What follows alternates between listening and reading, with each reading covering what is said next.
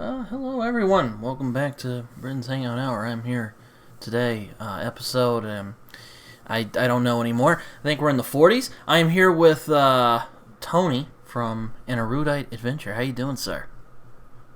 Good, how are you? I'm doing alright, just been hanging out here at school today. I'm feeling good. I'm coping with the new, time change. Oh yeah. It's always frustrating. I hate those. You live in Alaska, so it must be different out there. Yeah. I mean, the time change is still the same, but lose an hour, gain an hour, whatever it is. But, Alaska's very different. I don't know, I haven't spent much time down in the States or anywhere outside of Alaska, but, during the winter, we have dark most of the winter, and then during the summer, it's light most of the summer. Not a whole lot of the other one. Yeah, I was going to ask if it really does become night for 30 days, because... Well, I'm in interior Alaska, and it's up on the north slope, up in the barrel. We do get a good 30 days of solid darkness without the sun coming up over the horizon. But I'm actually just south of the Arctic Circle, so I don't quite make it there. Well, okay, that's good, I guess. Yeah. So, you run a channel called An Erudite Adventure. You cover mostly fantasy literature on there. Yeah. I saw you're on there with your sister as well, which, Mm-hmm. very cool. So, how'd that start? How'd you start your channel and all that? Oh yeah. Well, let's see.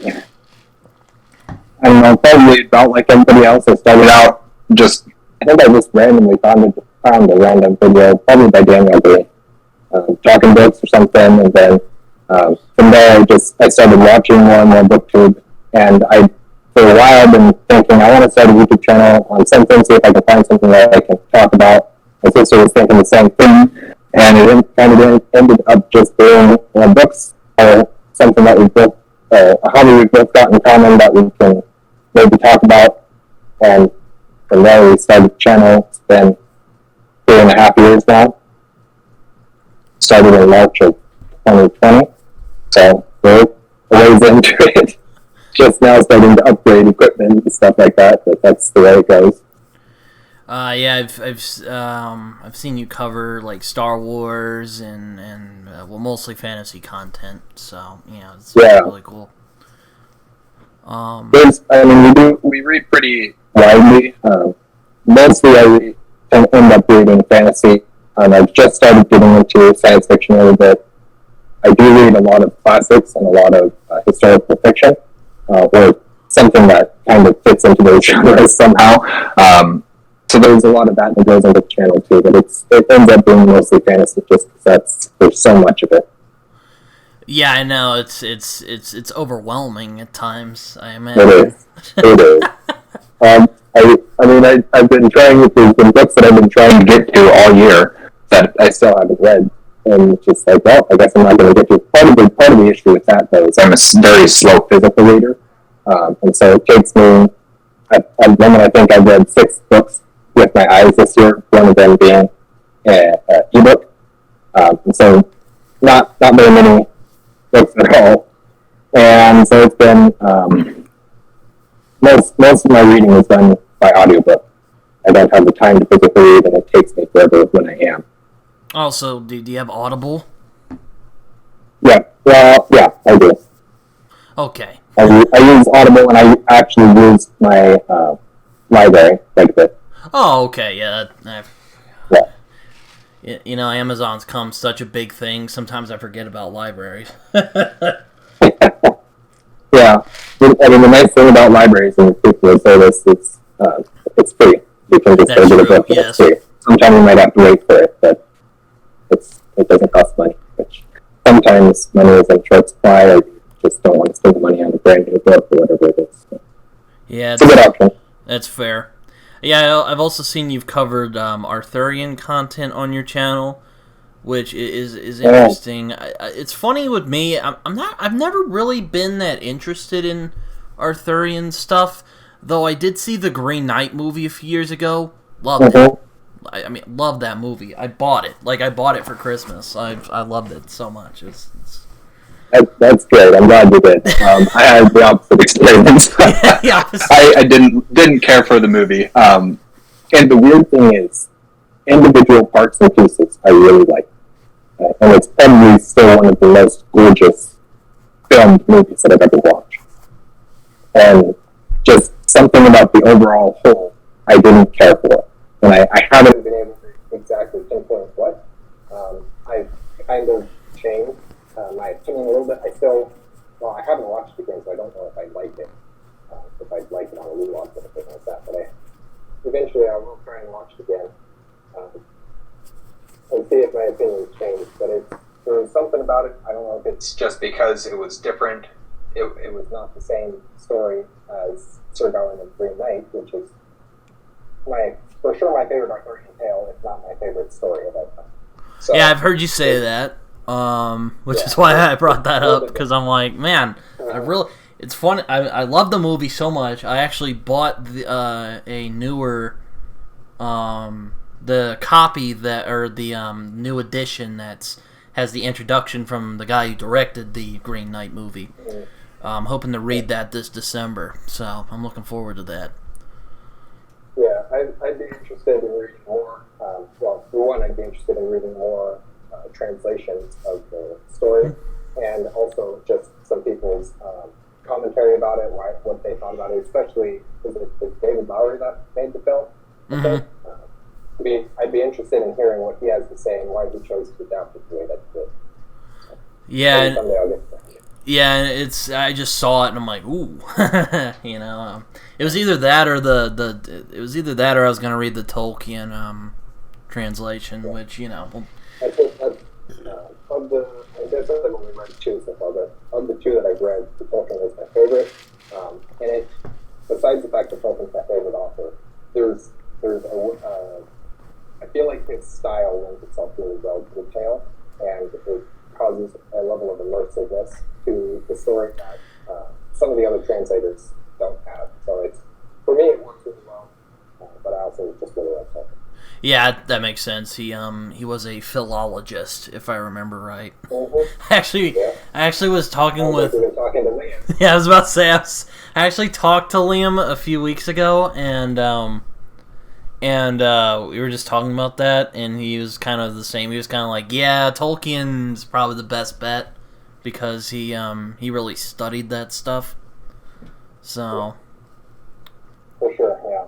And, I mean, that's not to say that there's not other good translations. The other one that I've read is the James Winnie translation. And it's a very straightforward, it reads very much like modern English, and it's just, you read the story, get the story, and it helps you understand it super easily, but it's not as, it doesn't have quite as much character as the Tolkien one does.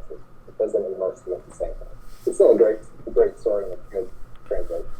Different. Yeah, I guess I was going to ask before I actually read the story. I mean, I know what it's about, basically, but I wanted to read it to get a gist. But why is it your favorite story of all time?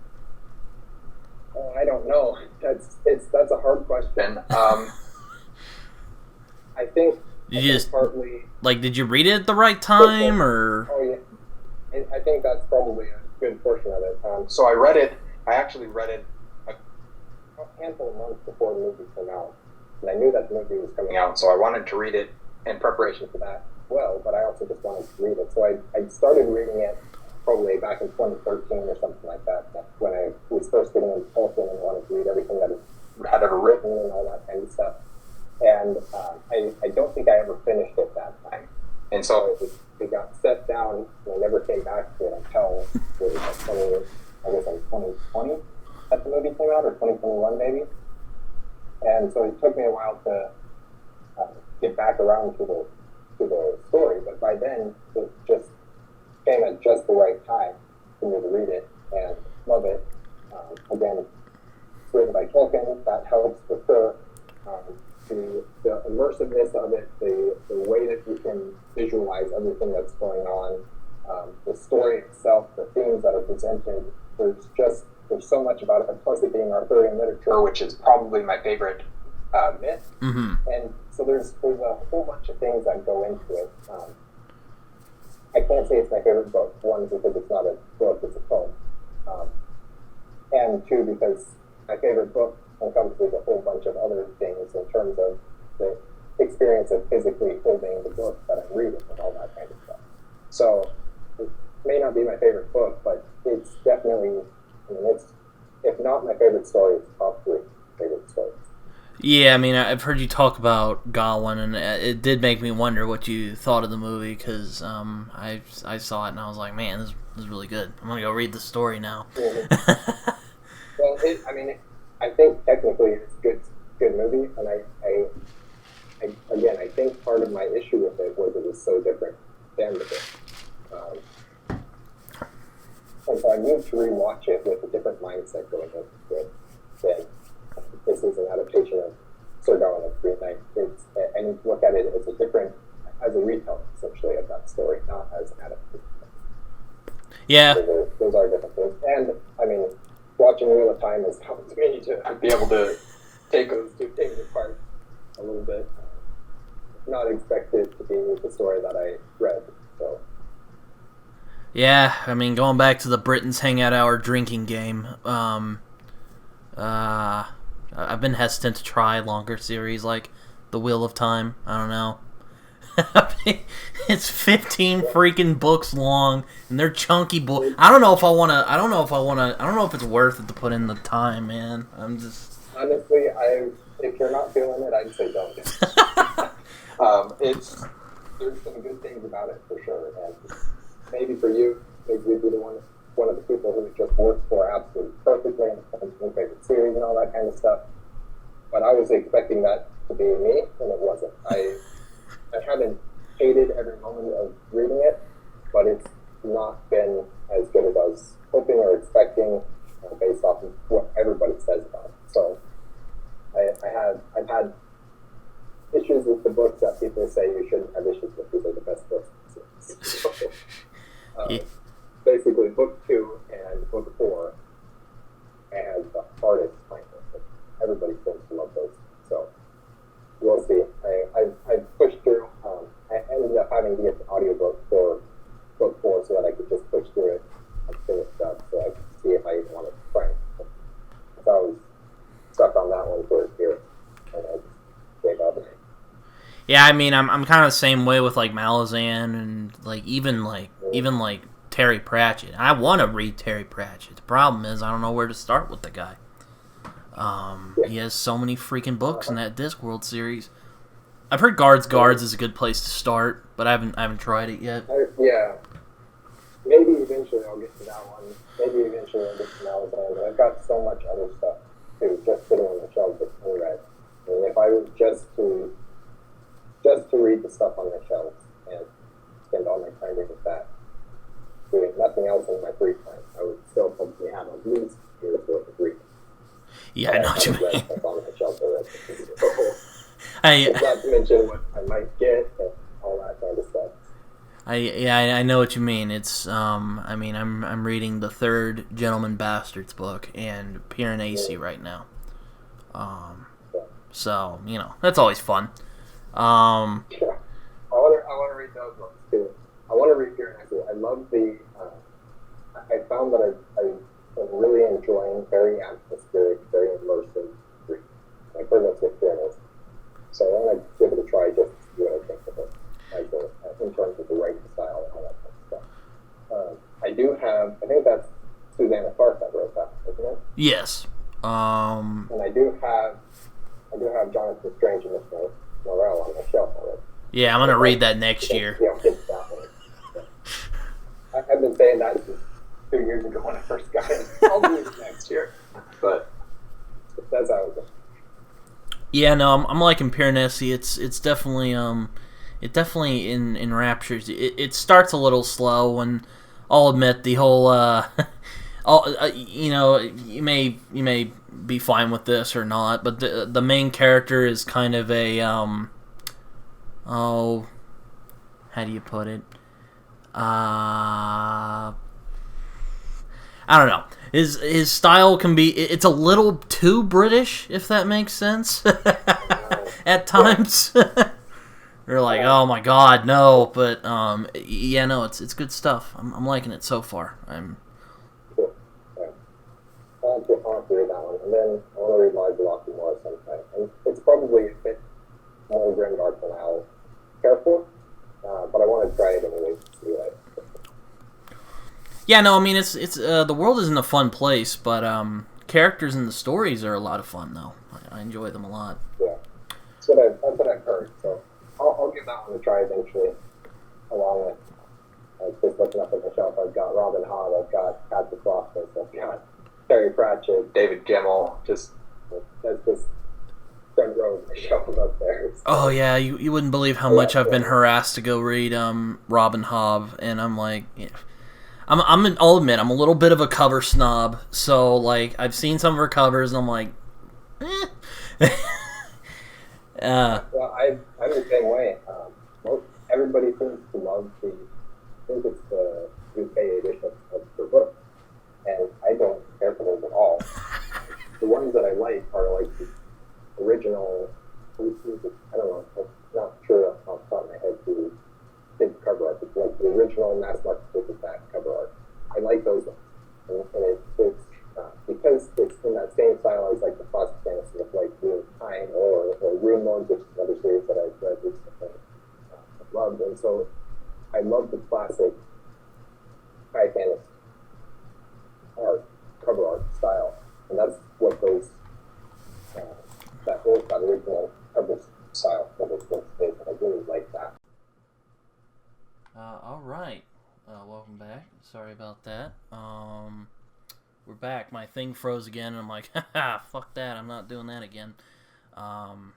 Continue what you were saying. You said you were reading like Robin Hobb, or you said you were talking about the covers of Robin Hobb. Yeah. I was just saying I don't care for the UK cover art on most of those books, and everybody else seems to really like it.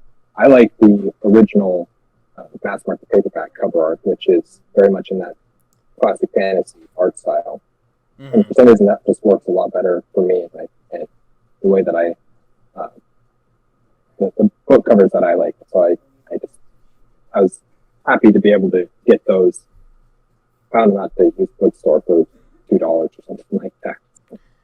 Yeah, it's yeah. I mean, I tend to stick with like trilogies or kind of like shorter series. So I'll read the occasional. Yeah. Like I like Game of Thrones a lot, even though it's not finished. Well, that's only 5. Yeah, it's only 5. So I mean, it's not bad, but not that much. But yeah, I usually read trilogies or standalones and. Well, there's for sure plenty of trilogies out there too. Oh yeah, Robin Hobb has trilogies, so I'm more likely going to read her at some point. I'm really lazy. I don't know when I'm going to do that. Also, I have other books I want to read too. Plenty of people who say do it. Yeah.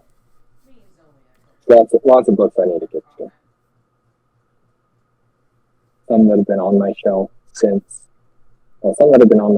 before I started the channel. Some that I got specifically because I started the channel. One of those was The Dead Zone by Stephen King. And it took me 3 years to get to that one, and then I finally started it. When was it? Last October, I guess. So over a year ago, and then I finished it. And did I finish? January or February or something like that. It took me a while. I wasn't digging it at all. It just I don't know. I liked it. It started out well, and then it kind of got boring. Yeah, that tends to happen with fantasy series that I've heard of. I tend to be kind of picky with what I read, so yeah. Like I'm kind of I'm kind of hesitant to try R. Scott Baker even though he writes trilogies as well, which I could do, but funnily enough about him, I actually had a friend of mine who had like a weird spat with him a few years ago. They were arguing about world building, and I guess they just they didn't see eye to eye on the matter. It was but yeah, no, I'm kind of like, eh. Like, for instance, I read the first Terry Goodkind Sword of Truth book. I didn't like it. But then again, I'm not a big Terry Goodkind fan, and I generally tell people to avoid him at all costs, but, Yeah, there's definitely some issues with the fantasy community and him. It's good. Like, I heard about that when I was first started watching Daniel BookTube and all that kind of stuff. First hearing about all that stuff. What's weird about Daniel is, like, I've seen him grow over the years. Like, I started watching him, like, right before he started getting really big. Like, I watched him back when, I like to call it the hunky-dory Daniel age, where he was just kind of, in, like, his bedroom or basement or wherever the hell he was doing his, like, book reviews. And now he's, fantasy news and this kind of big thing on BookTube. Yeah. He's kind of left BookTube sphere and become just a fantasy tuber, which is, great for him. It's obviously working out for us, but it's, I find that, so he's gone back and done a couple of book reviews, or like review four books in a video or something like that. And he's still a great reviewer. Like, he's a really good reviewer when he actually does reviews, but hasn't for a while there, for about maybe even almost 2 years, he wasn't hardly doing any reviews at all. It was mostly just other content, and I wasn't that interested in it. I wanted to see his bookish content. So yeah, so he's good for him. I'm glad he's making it work, but it's kind of left the BookTube sphere a little bit. Yeah, I know. I'm like, boo! Go back to reviewing books. No, I'm kidding. I do wish him well. I'm also glad that he's doing well. Just kind of moved on, which I think from what you've said, you've sort of had a similar, Yeah, for sure. Yeah, it's. Part of it is I have so little time to actually watch BookTube that I have to be very particular about who I'm choosing to watch. So it ends up being my friends. It ends up being Liam and Andrew, people like that I built relationships with, that I trust their videos, trust their thoughts on books, whether or not I agree with them. I know that what they're going to say, I will know how that factors into my own opinions, stuff like that. So I end up being very picky. Yeah, I know. I get what you mean. I watch Jimmy, Fantasy Network, if you've heard of him. Yeah, he's a good guy. He's also been kind of, I don't know if he's been taking a break or if he's just like, I don't know, but he hasn't been putting a lot of reviews up, but his reviews are really good and I enjoy watching them. I also watch Tori a lot. Yeah, Tori's great. Actually, I'm excited for her new book. I'm actually wanting to get her on this show at some point. We haven't gotten the time down yet. Talking Story, John, I like him a lot. I just found his channel and subbed to it. I haven't watched much yet, but I did find his channel the other day. I think Tori did an interview with him. That's where I saw that. Yeah, no. Yeah, he's a good guy. We've become friendly over last couple months. Yeah, great dude. Oh man, who else do I watch? I think. Well, I do watch Philip Chase. I don't watch him as much. I want to get better at watching him because I like his channel a lot. But I watch Liam. Which aren't you friendly? Aren't you friendly with Liam? Oh yeah. Yeah, we're. I don't know what he'd call us. I'd call us friends. Yeah, I had him on the other day, and we talked about philology and fantasy literature. It was good. It was a good time. He's got lots to say about those things. And poetry as well. It was great. Yeah. Well, he's a good guy. He's got lots of. He's kind of cornered the market a little bit on sword and sorcery to some degree, and then also he's so into philology that gets brought into everything he does. It's cool. He's got a good niche for him. Yeah. I also watch Raph from Raph Blue Text as well. Though again, I do love Raph. I've had him on my channel a few times. We actually did a discussion the other day, but it didn't go very well because what happened? My thing paused and the audio got all fucked up, and I wasn't a fan of that. So yeah, we're it's funny. I don't know if you ever watched Mike's book reviews, but I have a similar kind of like thing with him. Like he rambles on a bit. He does. No, I don't watch him as much. Just because again I don't have the time to.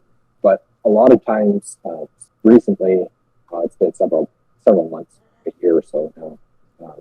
I read Jurassic Park, and then between the time that I read the book and then wrote my review for it, I basically forgotten everything. So I went and watched Mike's review of Jurassic Park because he's so detailed in his reviews that you can really remember all the things that you were trying to think about, and then it just helped me be able to process what I wanted to put into my review. So that's kind of what I use that resource for, refreshing my memory when I completely forgot something about, forgot the book, something like that. I want. Oh yeah, he's very good. I think. He again, maybe it's just my. I guess it's just my attention span's gotten lower as I've gotten to my old age, but I don't know. Just like I have a harder time like watching through all of his. Even though I like them a lot, I think he's good. Yeah. Well, I mean that's the biggest thing for me is I just don't have the time. So I end up watching the shorter videos, and I end up watching the videos from the people that I actually want to watch the videos from because I want to support them even more. So it's likely a smaller channel, he needs the support. I'm friends with him. I like his content. He tends to have fairly short content, so it's kind of he fits that niche right there where I have the availability to watch his videos. So that's the type of videos that I usually watch. Nothing against any of other people, just I have limited amounts of time. Yeah, I actually watched his intro to Sword and Sorcery, and I saw a comment on there the other day where he was like, "Man, you did that in under 20 minutes. I'm kind of shocked." And I'm like, I agree. I don't know. He sums it up in 20 minutes in under 20 minutes. Well, even his reviews are all under 8, usually under 6 minutes. His reviews, and it's impressive because he gives a good review of the book. Like not a positive review necessarily, but a I don't know, well done review of the book every time. And I don't know how he can do it in so short a amount of time. Yeah, I like that he also covers lesser touched upon fantasy subgenres like Sword and Sorcery, because I do like that.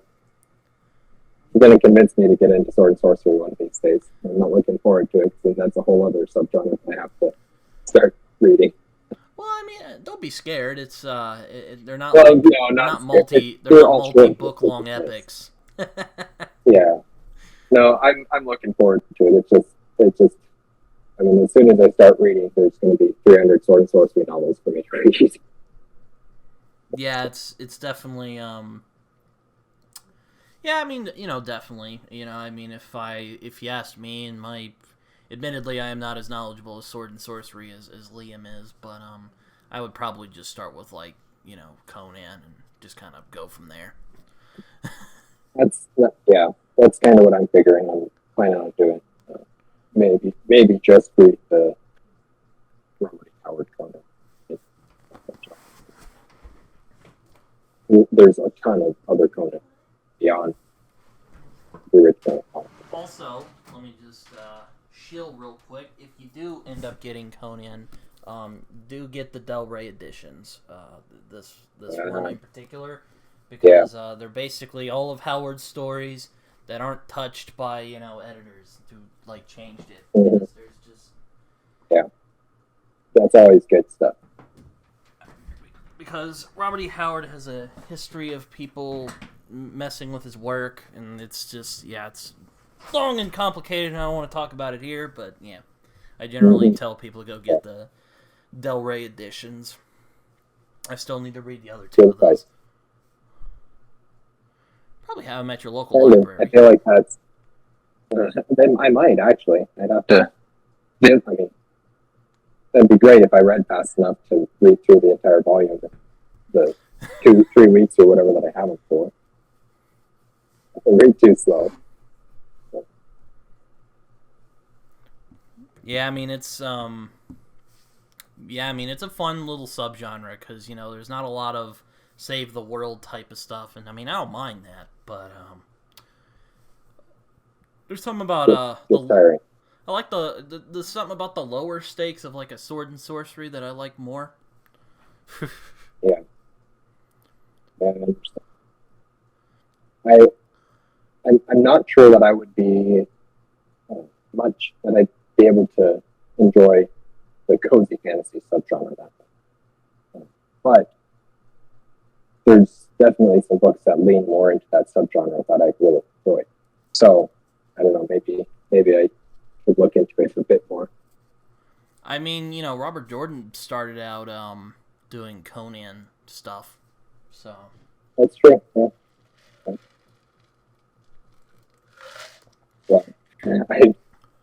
That's great if you like Robert Jordan. Yeah, I haven't read any of his books yet. I'm kind of like, I really want to put my time into a 15-book epic. Maybe I'll just read the first one and get my feet wet, and if I don't like it, I'll just be like, whatever. If I do, I'll be like, okay, but I won't be any rush to... Yeah, well, the first book works fairly well as a standalone.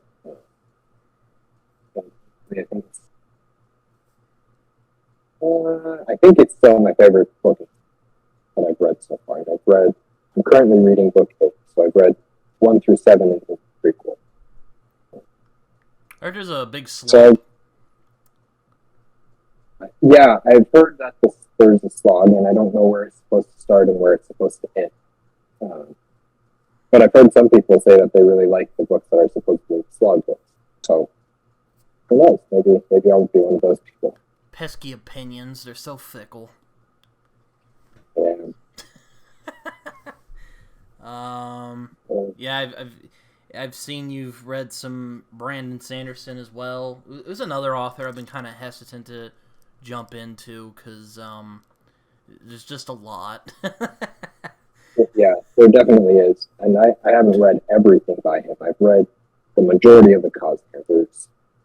What haven't I read? Mostly his novellas are the only things that I haven't read in the Cosmere. And the White Sands graphic novel that I haven't read.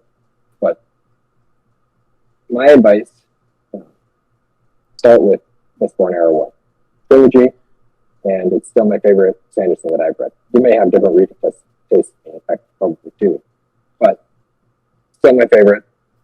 I don't think, other than the first 2 Stormlight Archives, I don't think that any of his other books are as good as the Mistborn Era 1. So that's my advice. Start with those ones. Those the best. It's funny you mentioned that. Mistborn's actually the one I'm most curious about because I like the idea. Apparently, it's what if the Dark Lord won? Which I'm like, oh, that could be fun. That's what sold me on it. I first, 2014, I think I first read the first book, and it was just something I forget. I used to have it memorized because I'd read it so many times. The back blurb of it, but it just ends right in the middle. It goes, "He failed," and that was like, all right, and now I've got to read this book. I don't care about the rest of it. He failed. That's interesting enough to me. So. Yeah, definitely. Maybe I'll read like his, the secret projects he's done. Maybe, I don't know. Yeah, I mean let's see, 1 and 3, Secret Project 1 and Secret Project 3 can be read as standalones fairly easily. Secret Project 4 is very heavily tied into Cosmere. And then number 2 is not Cosmere at all. It's not related to Cosmere. It's not Cosmere. It's a standalone, just a standalone science fiction, science fantasy novel. Sanderson can't not write fantasy. It's just, he always slips in some magic into it, just becomes fantasy. That's okay. Have you read did you read his oh dang it, slipping my mind now. It's slipping me now. Yeah. Okay. But yes, he's written a lot. Oh, I was going to ask if you read any of Daniel Green's books, because I know he's put out some stuff. I've read his 2 fantasy, so Breach of Peace and Rebels Creed. I've read, and they're okay. There could have been some more editing work done on them for sure. I'm not gonna fault the story for that. That's for editing. That's a whole different process of telling the story. The story's okay in them. They're too dark for me. Lean too much into the grim dark genre for me. That's my biggest problem. Yeah, I'm just not a grimdark fan. That I found. Yeah, I've heard similar. I have a friend named Jason who has read. I think he's read all of them now. He read the new one he put out, and he read the 2 novellas, and he basically also said similar things, like it could have been edited more. And I was like, yeah. On his Neon Ghost, I think is what the book's called. There were some passages he read that I was kind of baffled by them. I'm like, really? I mean, seems to be getting a fairly good reaction. Yeah. But I don't think I'm that interested. I might try his other fantasy once he gets to his big epic fantasy series that he's been working on for years and years. I might try the first book in that and see what I think. Not a cyberpunk guy. I just haven't read a whole ton of it. I'm not too big into sci-fi as it is, and I don't care to spend that much money on a book. Although I spent that much money on several books this year. Oh, fair enough. I was about to say, who's covered Cyberpunk? Liam. Yeah. No, he's been doing quite a bit of it recently, and good for him. There's some that I've read. Is there even any that I've read? I don't think I have. I don't think I've read anything. Yeah, I mean, there's other subgenres that kind of mix into that a little bit. That's the primary stuff. Yeah, I mean, I'm a big sci-fi fan, but I've never really been that interested in cyberpunk. I find the idea of robotics and humans kind of coming together kind of creepy. Yeah, I understand that. Also, I'm like, would Amazon create like their private armies like they would in a cyberpunk novel? I'm not entirely sure they would. I'm not entirely sure they wouldn't.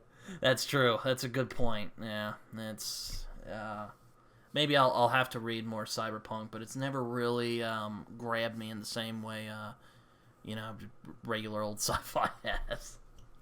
Yeah, I don't know. I haven't read enough sci-fi to understand the difference in subgenres yet, like to do with fantasy. But I'd like the bigger, more idea-driven sci-fi. I guess it's big idea sci-fi is what it's called. And I like I'm not a scientist and I'm not really a mathematician, but I have the ability to understand a lot of it. I put more time into studying math and science than I could have been a math science guy rather than a literature language arts guy. But so I walked the center line pretty nicely, except that I have spent more time with literature.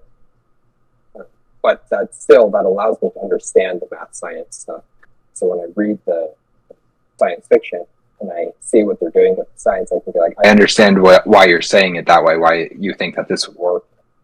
And sometimes I can pick out, no, that wouldn't work for this reason. Yeah, I mean that's it's definitely, there's like different phases of science fiction. Like, there's the kind of old like H.G. Wells and like Jules Verne, which is kind of where there's parts where you can't really kind of more science fantasy nowadays, especially Jules Verne.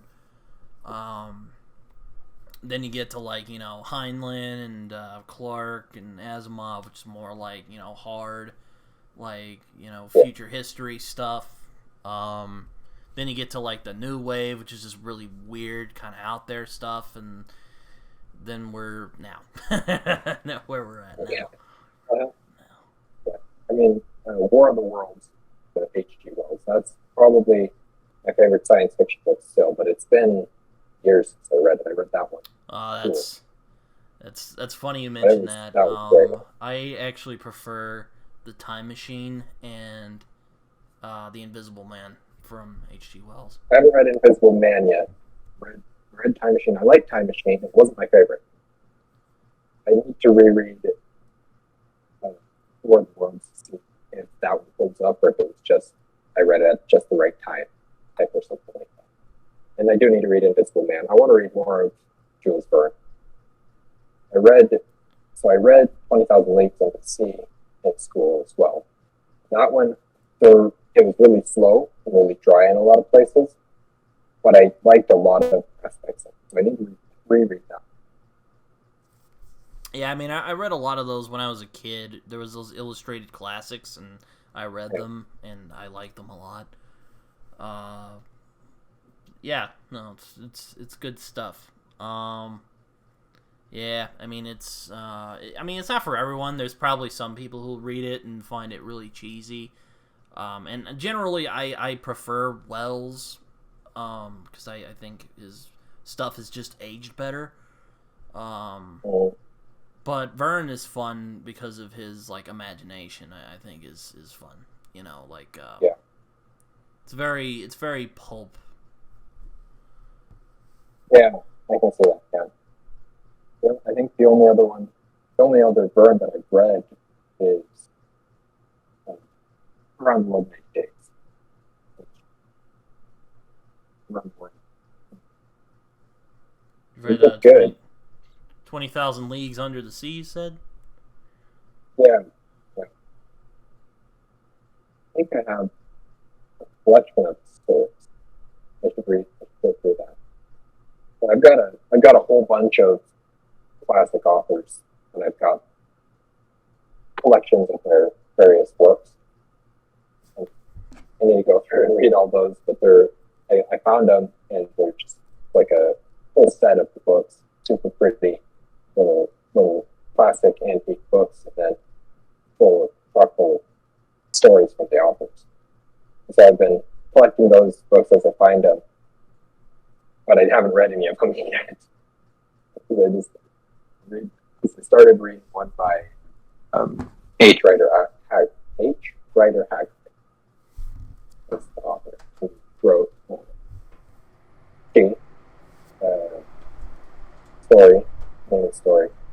And that one I started reading, made it part of the way into it maybe, and set it down because I wasn't feeling that at the moment. I haven't picked it back up yet. That's been 2 years or so now. So. Yeah, I get that. Yeah, I mean, again, like I said, it's not for everybody. It's it's kind of odd where fantasy and science fiction is, because as much as I like the actual genres, I like reading about the history of the genre. I think that's really fun, or it's fun for me. I don't know about you. You may feel different. Yeah, I mean, I guess my fantasy journey, I read like the Magic Treehouse growing up. I really liked those books. And then I got into Lord of the Rings, and I was really impressed by that. And I read Harry Potter. I really liked that as well. So where we are, which has continued my interest in fantasy till this very day. That's good. A good place to start. Magic Treehouse was a big early one for me. I found Tolkien about 12 or 13. I didn't read Harry Potter until, what was it, 19 or 20. And so I kind of came a little bit late to Harry Potter, but I enjoyed the stories, enjoyed the writing. I thought they were well done stories. I didn't reread them all. Yeah. Yeah, I mean, like, what are some of your like favorite fantasy stuff that you've read? Well, let's see. So Lord of the Rings is number one, or The Hobbit, but Tolkien is number one, I guess. I like Sanderson quite a bit. He's not number two anymore. Mistborn might be number two, but Sanderson as a whole is not. What else? There's a lot of self-pub stuff that I've been reading recently that I really like. I like Lewis, C.S. Lewis. It's not my favorite. I simultaneously think he's underrated and overrated at the same time. But I do like C.S. Lewis quite a bit. What else have I got? The weird thing is I don't own a ton of the books that I've read that I love, besides Tolkien and Sanderson. And who else is out there? I read the first 3 books in the Lightbringer series by Brent Weeks, and I've really enjoyed that series. That's the good one.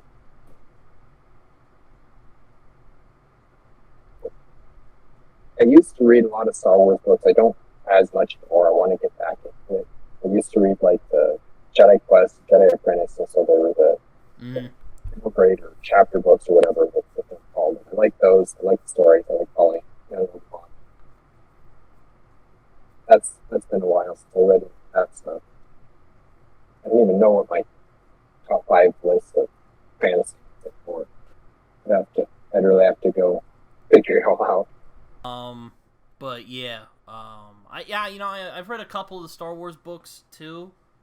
I love the Thrawn books a lot. I just and I'm very glad they brought him into the new canon, because I've really enjoyed those books a lot, and it was fun to see him come back and actually see him on the screen. So that was nice. Yeah.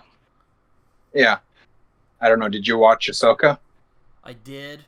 I thought it was fine, but I did. I'm glad they brought Lars Mikkelsen back as Thrawn, because he was fantastic in the role. I thought for sure one of the highlights of that show. It was. I mean, I didn't hate the show. It was not as good as it needed to be. So yeah, and no. I kind of expected that.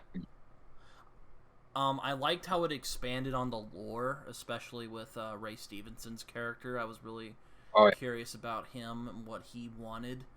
But aside from that, I thought it was just fine. I'm like,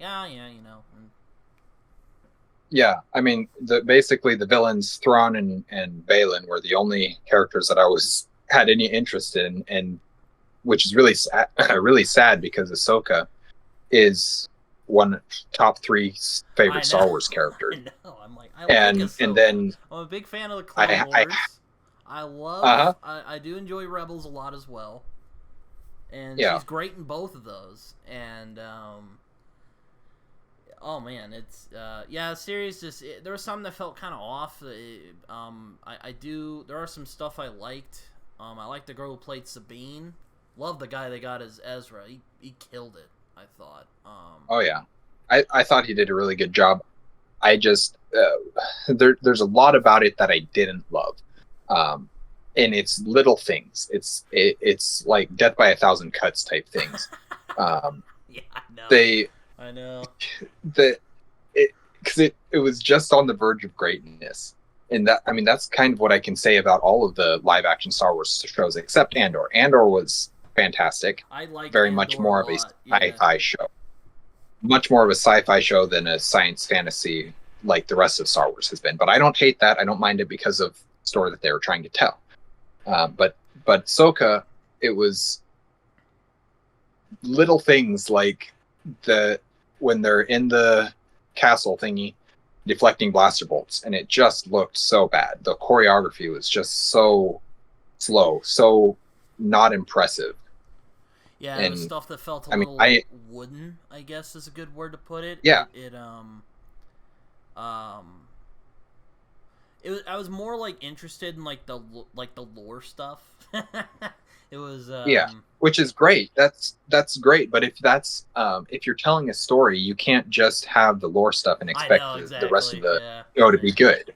You need good everything across the board. And I mean that you'll find it with so many shows where they focus so much on one aspect of it and then they let everything else slide and it just doesn't work. I mean, Wheel of Time's a great example of that, where they very much wanted to do their own take on the story, and it's not working out for them so great, but they've committed to it now, and so they either need to commit hard and just really do it, or they need to course correct a lot and get back in line with as much as they can. Oh yeah, I've been seeing people rip the Wheel of Time show, a new one, all over Twitter, and I'm just like, joke's on you, because I don't care. Because I haven't read it. Yeah, well, the problem is, I don't care that much either, except that it's not even a good show. Like, if it was a good show, I wouldn't care. The example I always use is How to Train Your Dragon. Those 3 animated films are fantastic films. Oh yeah, they're some of the good. best animated movies ever made. Oh yeah, fantastic. They're not anything like the books at all. The books are completely different, but the stories in the movies are good that we don't care. And if you can tell a good story, we don't care that it's not exactly like the books. All we want is a good story in the end. Sure. And I don't see them telling that. So I mean, going back to frustrating. Star Wars is funny because like it's a weird, probably abusive at this point. Because man, I've gone through a lot. I don't hate the prequels as much as other people, though I do understand why people don't like them. I don't think they're necessarily good movies, but I still have a kind of soft spot because but the trick is you have to acknowledge that they're bad. I don't. Well, I want to acknowledge that. Well, no, I mean I understand. Like, I know that they are not the most technically great films, but the storytelling in them is what gets me. There's a story in the prequels that are phenomenal. The sequels are I have issues with. Oh yeah, a lot of issues with. Uh-huh. But I love the original trilogy and I love the prequels and I love Clone Wars and Rebels, and that's really all the Star Wars that I've loved is Clone Wars and Rebels and prequels and original trilogy. Sequels, I like Episode 7 a lot.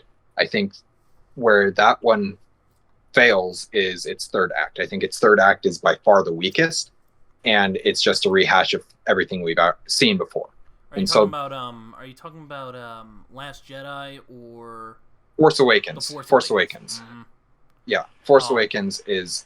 I like the film. The third act is, well, we saw it in A New Hope and we saw it in Return of the Jedi, and we even saw it to some degree in Phantom Menace with where they're flying the spaceships in to blow up the super blockade, whatever the weapon. That was. Yeah, and that's okay. I don't mind them using a similar plot point, but it wasn't even trying to be different. It was just exactly the same, and that's where I take issue with it. But the first two acts of Force Awakens I really enjoyed. I liked the character of Rey in the Force Awakens. I thought she was an interesting character. A lot of people make fun of her for the line, but I actually think it gives her some. It explains her character a lot, and that's when they're first. When she's first on the ship with Han and Chewie, and they're flying to the jungle planet, and she says, "I didn't know there was this much green in the whole galaxy." It's a simple line that a lot of people don't like from her, but I really like the line because it shows her. It basically, that one line explains her entire character in a way that you can't show, but by trying to show it, it gets too exposition heavy, and it's an interesting discussion that it would take a long time to fully get into. But I do like the line. I do like the character until The Last Jedi, and then The Last Jedi doesn't work. As it may be a good movie, but it's not good Star Wars. I've gotten a lot of heat for this, but it's actually it's actually the movie I really like the most out of the sequel trilogy, because I'm glad. I don't have any. I like The Force Awakens fine, but my issue with it is that it's A New Hope. Yeah. I mean, it is, and I fully understand that. The problem I have with The Last Jedi, I don't have a problem if people like it. That's great. I am happy for them. The problem I have with it is not even that it was different than what we wanted. It's that it doesn't feel like Star Wars. It's very much a movie. It's very much a Rian Johnson movie, and it may even be a good movie if you can remove the fact that it is supposed to be Star Wars, and then you can look at it and be, okay, I see what they're doing here. I see why he's trying to do it. But there's also some plot conveniences that are unnecessary, that you could change the script to be more faithful to the lore of Star Wars.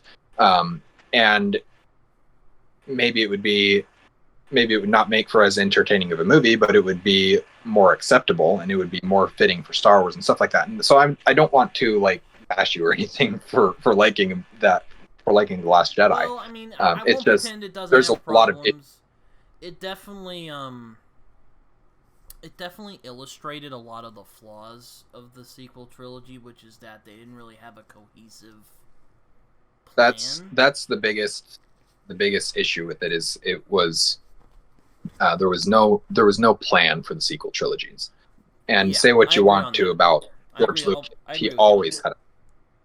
Yeah, I mean, I'll give this the prequels. There is a structure to it. Like, there is a to B, and don't get me wrong, the Clone Wars really helped give more weight to the prequel trilogy. Oh yeah, for sure. Yeah. And I don't know if Dave Filoni's going to come back to save the day. I don't know if you can really. Well, unless you're Vince Gilligan, I don't know if you can capture lightning twice, but we'll see. he tried with Mandalorian, and then he tried with Ahsoka, and neither of which I've loved. I like Mandalorian season 1, season 2 were okay. I haven't seen the third but season. Season it's 3, really bad. It's pretty rough. Again, some cool stuff in it. He's very good. I think. Let me see. I think Filoni is the right person to have in charge of all the storytelling in all the films and television and everything. I think he's a good person to have in charge. I think he needs somebody who can help him. He needs an editor. I'll put it that way. He needs an editor for putting it in literary terms. He's a great storyteller. He knows Star Wars better than probably anybody except George Lucas and maybe Sam Witwer. I was about to say Sam Witwer, probably. but just like he's a great person to have in charge, and if he can tighten up his storytelling a little bit more than he did with Ahsoka. Yeah, get some people to rein him in, maybe. That, and get some people to fill out where he's not the strongest at. And I'm thinking specifically in in terms of action. He's great at action in animation, but I don't think he understands how to do it in live action. Yeah, yet. I agree. The action in of course, in Ahsoka yeah. felt weird. It was it was real stiff. Word. Yeah. Even compared to the original trilogy, which was also slow and not flashy. Well, yeah, that was because they were in the 70s and 80s. Well, that and the people refused to rehearse. But there's honestly, it's a wonder that Star Wars even succeeded, because there's so many stories about it. Man, I'm telling you, yeah. Man, if she wasn't such a genius editor, I don't know if Star Wars would have worked. Yeah. Which, I mean, I'm glad it is, because it's changed millions of people's lives for the better. So, like, I'm glad that there's Star Wars out there, and I'm glad that it's good. But there's definitely it's had some rough spots. Yes, it definitely has. I mean, I don't know if you mentioned the first 2 seasons of Mandalorian, but I really enjoyed those first 2 seasons. And I enjoyed a lot about them. I enjoyed. I really wish that they hadn't reunited Grogu and Mando in the Book of Boba Fett. That should have been season 3. Yep, I agree. And maybe it really shot themselves in the foot there, because now, like, what are they going to do for season 3? I haven't watched it because I could just see it as it's one of those. I'm like, it's either going to be a train wreck or somehow they're going to pull it out. And I've heard it's mostly a train wreck, so I don't know. Mostly, which is sad. I mean, it could lead to something better. It could be setting up for a good season 4. But I don't know. I mean, I won't know until I see season 4 and see where they're going with it. I liked a lot that I saw in seasons 1 and 2. In fact, I believe when I first watched the first episode of season 1, I texted my siblings or my brothers and was like, this could be the best show ever made. This might be the best show ever made, just based off of that first episode. But it definitely wasn't that. Best show ever made? As I don't know. Well, very good. That was it. It had the potential from that first episode. I could see the potential that it was trying to be. Obviously, you can't judge a show based on one episode. Yeah, that's true. But it had the potential to be that had they continued on the path that they started with episode 1. And I understand the story they're trying to tell a specific story, but it was there was season 1, episode 1 is one of the best episodes of the show for sure. Yeah, no, definitely. I think I was about to say those first 2 seasons are really good. I enjoy them a lot. I think I think, and it's I've been wanting Star Wars to do this for a few years, and that's like, don't be afraid to, like, Star Wars is a big, massive universe. You can tell all sorts of weird, off-kilter stories in there. Play with it a little. Have fun. It's almost like like Filoni and crew are kind of afraid to, like, have fun with it. It's what it feels like to me. Now they have certainly, like, Clone Wars, I think, was sort of them just kind of like shooting out ideas, seeing what worked. I mean, Rebels. Yeah, I agree. Good. But like, it's just like, I wish they wouldn't focus so much on the, like, Skywalker saga so much, because I'm like, dude, there's so many stories you could, like, I don't know if you play video games, but, like, I played Jedi Fallen Order. I'm like, yes, more of this, please. Like, I would love to see love to see that. Like, more of this, please. You know? Get away from the Galactic Republic and the Galactic Empire timeline. Just, I mean, sure, continue to tell a few stories here and there in it, but get away from that. Go earlier. I mean, this idea that the High Republic era that they're playing with right now, where it's 200 years, I believe, or I haven't either, but it's 200 years before the Phantom Menace, I believe. And that's a good timeline. I would say go even further back, go 500, 700 years back, and see what the galaxy's like then. or even go back further, go back to Old Republic. Oh yeah. And play some stuff with that. And there's so much that you can do. Go into the future. Let's see what the future looks like. Go 150 years into the future. That's funny you mentioned that. That's one of the things I liked about I don't know if you watched Star Wars Visions, but I really enjoyed the format of that series. Especially the one with the lightsaber, when they finally figure out how to make another lightsaber, because the lightsaber planet technically got destroyed. I've read a lot of Star Wars lore over the years. So, I'll mention a couple things. I'll mention something about Visions real quick, and then I'll go back to the Star Wars, or to the lightsaber planet. So, Visions, I've watched, I believe, the first season, all of the first season of Visions. And there's a handful of the stories in there that I really enjoyed, and most of them I didn't. My biggest issue with it is I've found that I'm not a fan of anime and the manga art style. Fair enough. It doesn't work for me. And because of that, I have a hard time getting into the story. I mean, even Avatar: The Last Airbender. The one with the siblings, and it's super like, oh yeah, like, you know, Steven Universe-y. Yeah, there's a lot of it. But even like Avatar: The Last Airbender it's not true anime, but it's the art style. They're very much taking inspiration from that, and it was almost too much for me to enjoy that show. And the story in that show is fantastic. I was about to say, I'd love Avatar: The Last Airbender.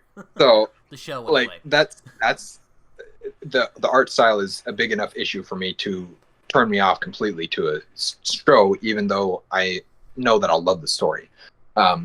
So that was kind of my issue with it. There was a couple stories and Visions that I really, really enjoyed and thought were really interesting, and added a lot to an alternate Star Wars universe. I'll put it that way, because it's not canon, but there's some really cool things that were brought into some of those stories, and I did like a lot of that. As far as the lightsaber planet, the Ilum. So you know the name. I don't know. I know. Yeah, I know the name. I love that. So let's see. Of course, we are introduced to it in Clone Wars. We spend some time on it in Clone Wars, and then Jedi Fallen Order. We spend time in it. We eventually find out that I'll get there in a second. Actually, I'll go back a little bit. So I've known about Ilum, and I've known its approximate location in the galaxy for years. In 2015, maybe 2014, I don't know. I know a lot of Star Wars, not a lot of Star Wars lore. And so then when Force Awakens came out, I watched the movie and I was like, I wonder if Starkiller Base is built on Ilum. Only to find out in Jedi Fallen Order that yes, it actually was. So 10 years before, or I don't know, maybe when did Fallen Order come out? 21? 2019? Yeah, so 19 was it? Yeah. Okay, so a good 6 years before it was confirmed, I'd already guessed that Starkiller Base was built into Ilum. So yeah. Also, when they blew it up, that kind of pissed me off. I'm like, oh man, no more lightsabers? Come on. Yeah. Well, I mean, we do know, especially from things like Rebels, that there are other planets that provide kyber crystal. There's in Rogue One, it's mentioned that I forget exactly what it is, but it's something along the lines of kyber being the heart of a star. And so we do know that kyber can come from other places. In Legends, there's you can forge your own crystal. You can make your own kyber crystals. There's also other types of material that can power a lightsaber. Things like a crate dragon pearl. So there's potentially, and these are all within Legend. I should ask, did you at least like the Visions episode with that creepy Sith man, the old Sith man? Well, I guess he's not technically Sith, but he's Darksider, definitely. I really like that one, where the Jedi have to find that old man, and he just wipes the floor with them. Yeah. So there was three specifically that I remember really enjoying. The first one is the Ronin, which is kind of the one that everybody loves, and I think it's episode 1, season 1, episode 1. I did enjoy that one quite a bit. There was that one that you just mentioned with the creepy old guy, and then it may be the last episode, or maybe one in season 2. I'm not sure. It's titled, I believe, Sith, and it's a very artistic episode where the main character is like going through her house trying to paint all this stuff, trying to develop this world, and she finds that the dark side is just seeping into everything that she's doing. And the underlying story of it was so interesting to me. So that one's probably my favorite episode. And it's either the last episode in season 1 or one of the early ones in season 2. I think it must be in season 1. But yes, there's a season 2. Oh shit, I haven't seen they it. made. I've been kind of taking a break from Star Wars, man. I watched Ahsoka. Yeah, no, I get it. I had some friends who basically harassed me into watching it, and I watched it. I was like, some good stuff in there, but yeah. Yeah. Well, so my probably my three favorite storytelling areas, I guess. I'll say it that way. We've got Lord of the Rings number 1, Tolkien is number 1. Mm-hmm. We've got Star Wars is number 2, and then we've got like Marvel and DC is number 3. So superheroes. In terms of what I know the most of, it's Star Wars, Marvel and DC, and then Lord of the Rings. So it kind of flips a little bit, but I've spent a lot of time studying and learning about Star Wars just because I can and I enjoy it. But yeah, I mean, I've also dabbled in the lore, because but yeah, just kind of my frustration with Star Wars is that it's almost like, now they've started to, I mean, we got Andor, which was actually pretty good, even though I was kind of like, and then I watched it, I'm like, okay, we got a little thing going here. Yeah. Mandalorian, again, first 2 seasons I liked. I haven't even bothered watching the third one, because it's probably just going to make me mad. Probably. What else? Well, I've watched most of the animated stuff. I watched the first season of The Bad Batch. Liked it. Oh, yeah. I always forget that Bad Batch came out. I'm maybe halfway through season 2. I keep forgetting about it. I need to get back to it. Tales of the Jedi I watched. I liked that. Yeah. Especially that was really good. Enjoyed the Dooku stuff, because yeah, it was good. Or at least I liked it. I don't know if you. No, I did. I liked. I feel like Filoni's definitely the strongest when he's doing animation, and that makes sense because he's only ever done animation until the episode in season 1 of Mandalorian where he directed it. That was the first live action anything that he'd done, and so it's understandable that he'd be the strongest in animation. But I need to get back to watching Bad Batch because I completely forgot that came out. I've started, I'll start watching it and then watch an episode or 2 and then forget about it. And Tales of the Jedi I liked. We're supposed to be getting a season 2 of that with, I believe, at least one of the episodes following Balin from Ahsoka, Ray Stevenson's character, which would be really cool to see an earlier iteration of his character. Yeah.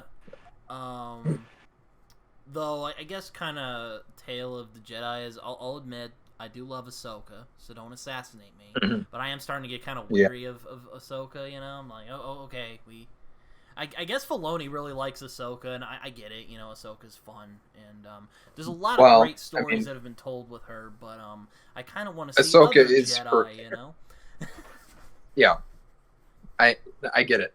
Yeah, I get it.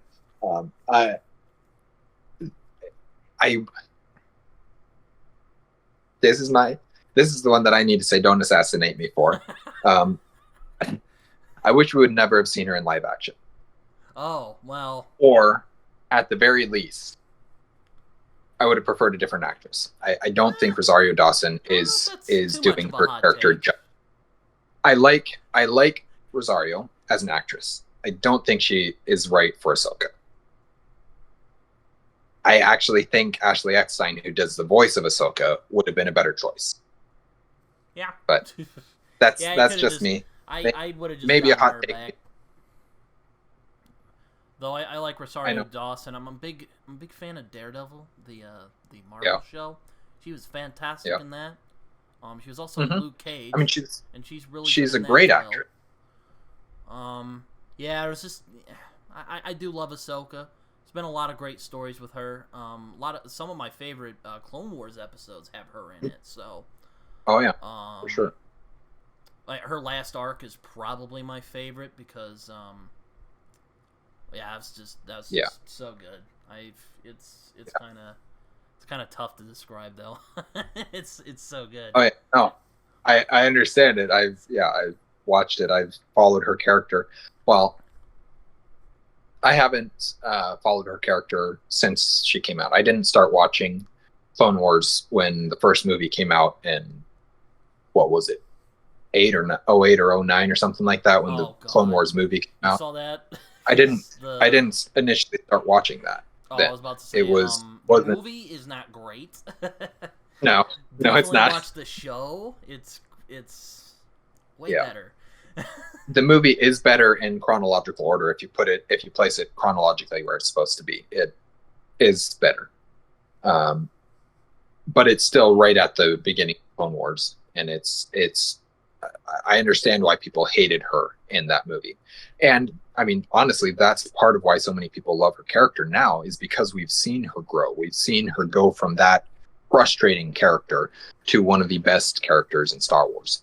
And the reason why she can now be that best character is because she's earned it. She's put in the work to get there. Yeah, and obviously that's due to Filoni's writing and Ashley's voice acting. Well, let's not forget the crew. There was a bunch of other people writing in storyboarding. Oh yeah, well that's true. That's true. I don't mean to diminish the work of anybody else. She very much is Filoni's baby, and that's the character that he's put the work into. So I mean, with the Clone Wars, I don't think there's a bad episode. Like even the ones I don't care for.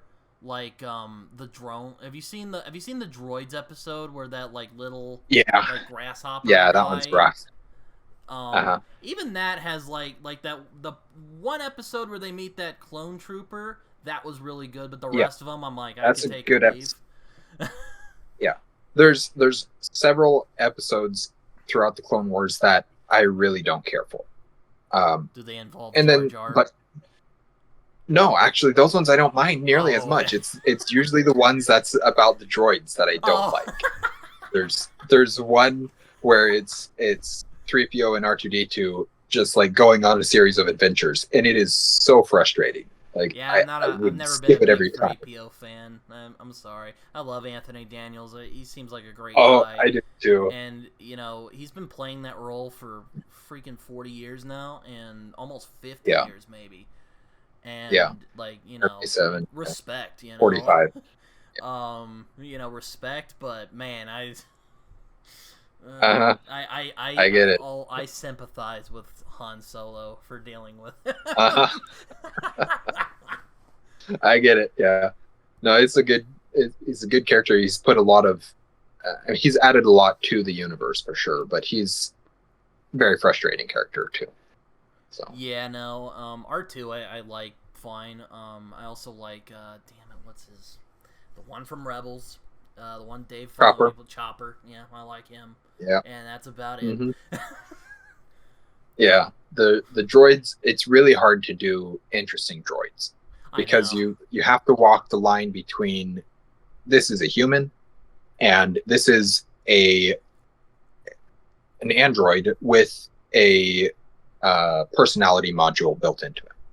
And I think Anthony Daniels does a good job at walking that line, but that's because he was written that way from the beginning, and Daniels is a great actor. And again, R2D2 does it well as well. Chopper does it really good. Chopper is just like war crimes, and it's great. But there's very few other droids that I've actually liked, or even that really have had much of an opportunity to develop a personality. And it's hard to do. I fully acknowledge that it's hard to write that type of character. Who's the other one? K2SO from Rogue One. Oh yeah, Alan. I mean, Alan Tudyk, man. Alan, he's yeah, that's why it's because it's Alan Tudyk. But yeah, so there's, I mean, they've done good with making interesting droids, but it's also very difficult, I think, to not make them human. Yeah, with to Rogue make them One, still. I'll admit, I've gotten into the most arguments with people over Rogue One because I'm like, man, those last 45 minutes are just like great. It's just that first two halves are not good. I like it. I like a lot about Rogue One. That's why I wasn't enthusiastic about Andor at first, because I was like, oh man, do I really want to... It's good. And I'm like, hey, that was pretty good, you know? Yeah. So here's the thing. When Andor was first announced, everybody's like, why are they making a show about the least interesting character in the movie? And I was like, this is going to be awesome. I love the character in the movie. I love Diego Luna. This having a very much a thriller set in Star Wars. It's going to be great. And so like from day one, I was excited for it. And then I was so happy when the show turned out to be good too. So I feel vindicated.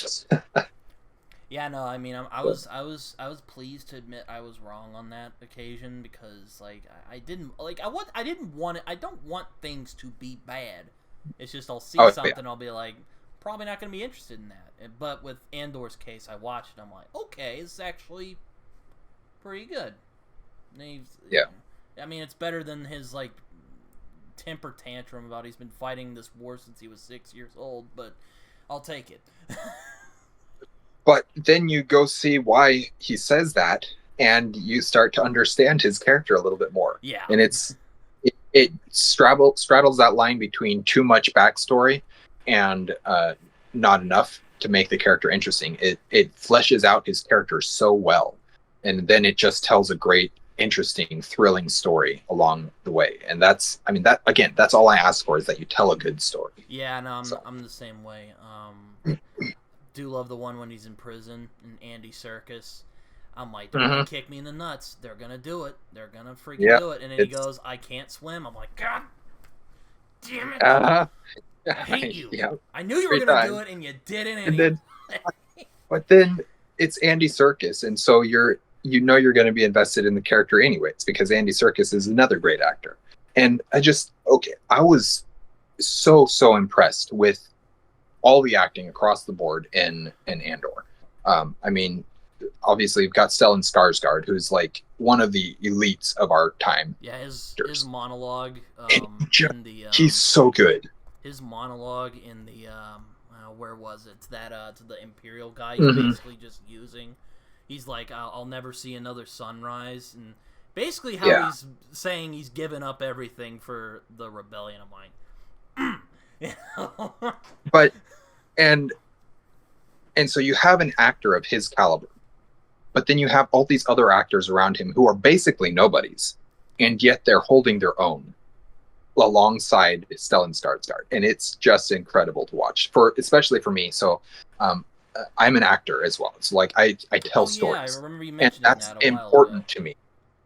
And so when I can watch other people acting and I can learn from their acting, it's so cool to me to be able to see a master like Stellan Skarsgård at work, and then how he can work with these other actors and actresses who don't have as much experience, who don't have as much time in the spotlight as he does, and they can deliver just as profound of an experience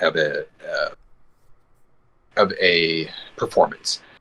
I love it, and it's so cool to see. Yeah, I mean, also I really like how he like switches personas. Like you see those little scenes where he's in the ship and he's kind of I really like that as well. I like how they also made the Empire actually terrifying. Like there's some true sickos in like, because you see the movies and you're like, oh yeah, the guy banging his head on the door, and then you watch Andor, you're like, oh wow, this is scary. Like, I'm very happy to that we're finally starting to peel some layers off on the Empire, and it's not just the big evil Empire anymore. We're with things like so I just read and reviewed Thrawn, which is the first canon novel with Thrawn in it that Timothy saw. And one of the things that I really loved seeing was what the Empire is doing. It's run by Palpatine, who is not a good guy, and it's run by Tarkin, and it's run by Vader. And there's these people who are at the top of the Empire who are not good guys, and you don't want to be around them at all. But then you have these little guys. You have Thrawn, who is a very different character. He's not evil for the sake of being evil.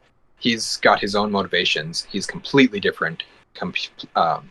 Yes, he's part of the Empire, but it's more because the Empire can serve him than because he can serve the Empire. And his motivations are so interesting, but you also start to see some of these other characters. Eli Vanto is Thrawn's sidekick in the book, and he's such an interesting character too. And it started with Andor, it started with even Rebels to some degree had a little bit of it in it, where we're seeing the Empire from a different perspective than we ever have before. And it's not, yes, there's some issues with the Empire, but then there's also some things that it's doing. It's there for a reason, and it's really good in a lot of ways too. And so it's cool to see the different aspects, the different facets of the Empire as we're starting to delve into it, without losing our understanding that this is not a good thing. So yeah. Yeah, like there's still like, oh yeah, these are the bad guys. Oh yeah, yeah, definitely. Oh, I did read Dark Disciple, which is probably my favorite canon book so far. That's good. I really like how they did the now Voss in the like Legends or whatever they call it now was also kind of I really liked how they reinterpreted that. Yeah. Man, I wish that was a Clone Wars arc, because man, that would have been awesome to see. But it would have been, well, it would have brought, it would have helped to close out some of the storylines that they left open. And I do wish that we could have seen it as a Clone Wars arc like it was meant to be. But I also understand that since we couldn't, at least we got it as a book, and that also makes me happy. So. It's a pretty good book too. For anyone it interested. Is. Yeah. I enjoy it a lot. I really like it's like what does it take to be on the dark side, and Voss's journey, and also we see Ventress kind of grow into her own. She's not really this angry rage freak anymore. This angry bald lady. What do they call her? The bald harpy or something like that. All the clones. Yeah. One of my favorite little parts is when she goes to help Obi-Wan, and she's like, "Yeah, we better get going." And he's like, "Oh well, I learned from watching you." And she's like, "Funny." Yeah. The relationship between every relationship that's between Obi-Wan and somebody else is great. Oh no, the lines are you think we should run? He's like, "Well, I learned from watching you." And he's all like, "Funny." Yeah. So one of the things that I didn't realize how much I enjoyed until we started seeing it in Clone Wars is when lightsabers of the same color are fighting each other, like actually fighting each other. And it's just such a weird little thing, technically we see it in Revenge of the Sith with Obi-Wan and Anakin's epic duel on Mustafar, and that's great. But then you start seeing it in Clone Wars where you've got where Obi-Wan loses his lightsaber and starts using one of Ventress's, and so Ventress and him are fighting Savage and it's such a cool sequence. And then there's anytime they're fighting General Grievous or the Umbar arc where they're fighting General Krell and stuff like that. There's so much cool stuff in those. I don't know. The Clone Wars is cool. It's just a cool show. I do love the Clone Wars a lot. I think it's one of the best Star Wars things I've ever seen, probably. For sure. Yeah. Yeah, no, it's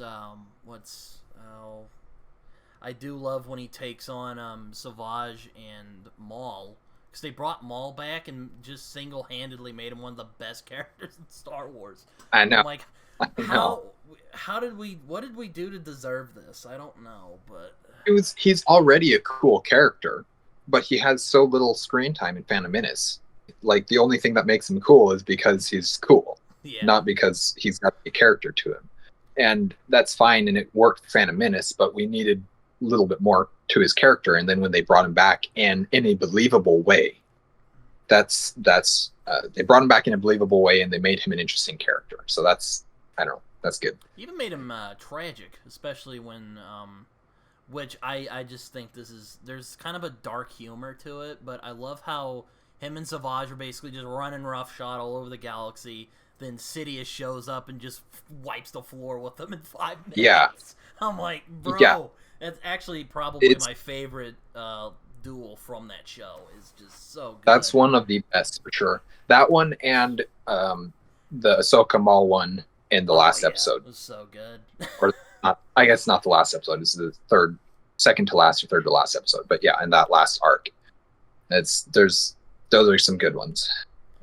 And that one, the Ahsoka and Maul, that is Ray Park, and then I can't remember what her name is, but another stunt actress. She does a whole bunch of stunt woman. That's the word I'm looking for. Yeah, apparently they struggled and to she's really capture well them because they were so fast. Because Ray Park is just they were too good, ridiculously but it was fast. That's so cool that they got to bring those back and do motion capture with them to make that fight all the more realistic. Which then makes me even more frustrated when we see Ahsoka in Ahsoka and she can't even swing her lightsaber. It's like, and the other thing about that, I'm not a professional lightsaber duelist. I'm not. There's a ton of people that I've watched that aren't professionals either, but there's so many of us who would make that fight look so much better. That where it's the three of them deflecting blaster bolts and Ahsoka's just like pew pew pew pew, and it's just like, this is so bad. Yeah. And I know that it could be better because I can do it better. I can do it better. That's great. That just happened to randomly have that one sitting there. No, yeah, no, that was kind of, yeah, I know, that was one of my gripes with Ahsoka, was the action sequences were kind of stiff. Yeah, it was needed to be better for sure. Yeah, no, I really enjoy, I mean, going back to Tales of the Jedi, what were you talking about earlier, I really enjoyed, I like the Dooku stuff a lot, because we get to see, how that went down.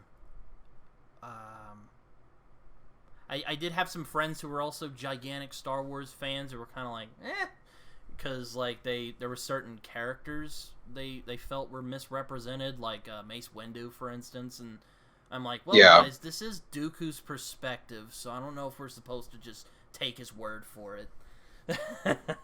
Yeah, that's for sure. I mean, but also you start looking at Mace Windu and you realize he's not the nicest character, and that's kind of his whole personality, is that he's kind of a rude character. Yeah, he's a jerk, and so seeing him, yeah. And of course, I mean, we love him because he's played by Jackson.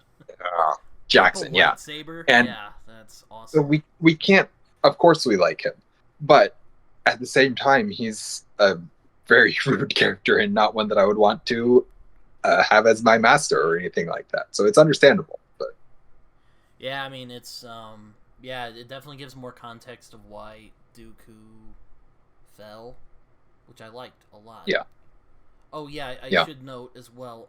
Even though I love Ian McDiarmid, Ian Abercrombie was a fantastic Sidious. Oh my gosh, God rest his soul, man. He was Palpatine in Clone Wars. Man, he was so good, especially when he goes up against Maul, I'm like, oh shit, like this guy's scary. Yeah. No, there's some really good voice acting in Clone Wars too. So I know. I mean, even though I'm sad they didn't get like Ewan McGregor to do it. I mean, I'm sure he was busy, so I mean that's fine. James Arnold Taylor was fantastic. I mean, oh my god. Oh, he's so good. Well, all of them, him and Ashley and Matt Lanter. Matt Lanter's a really good actor outside of voice, but he's also a really good voice actor.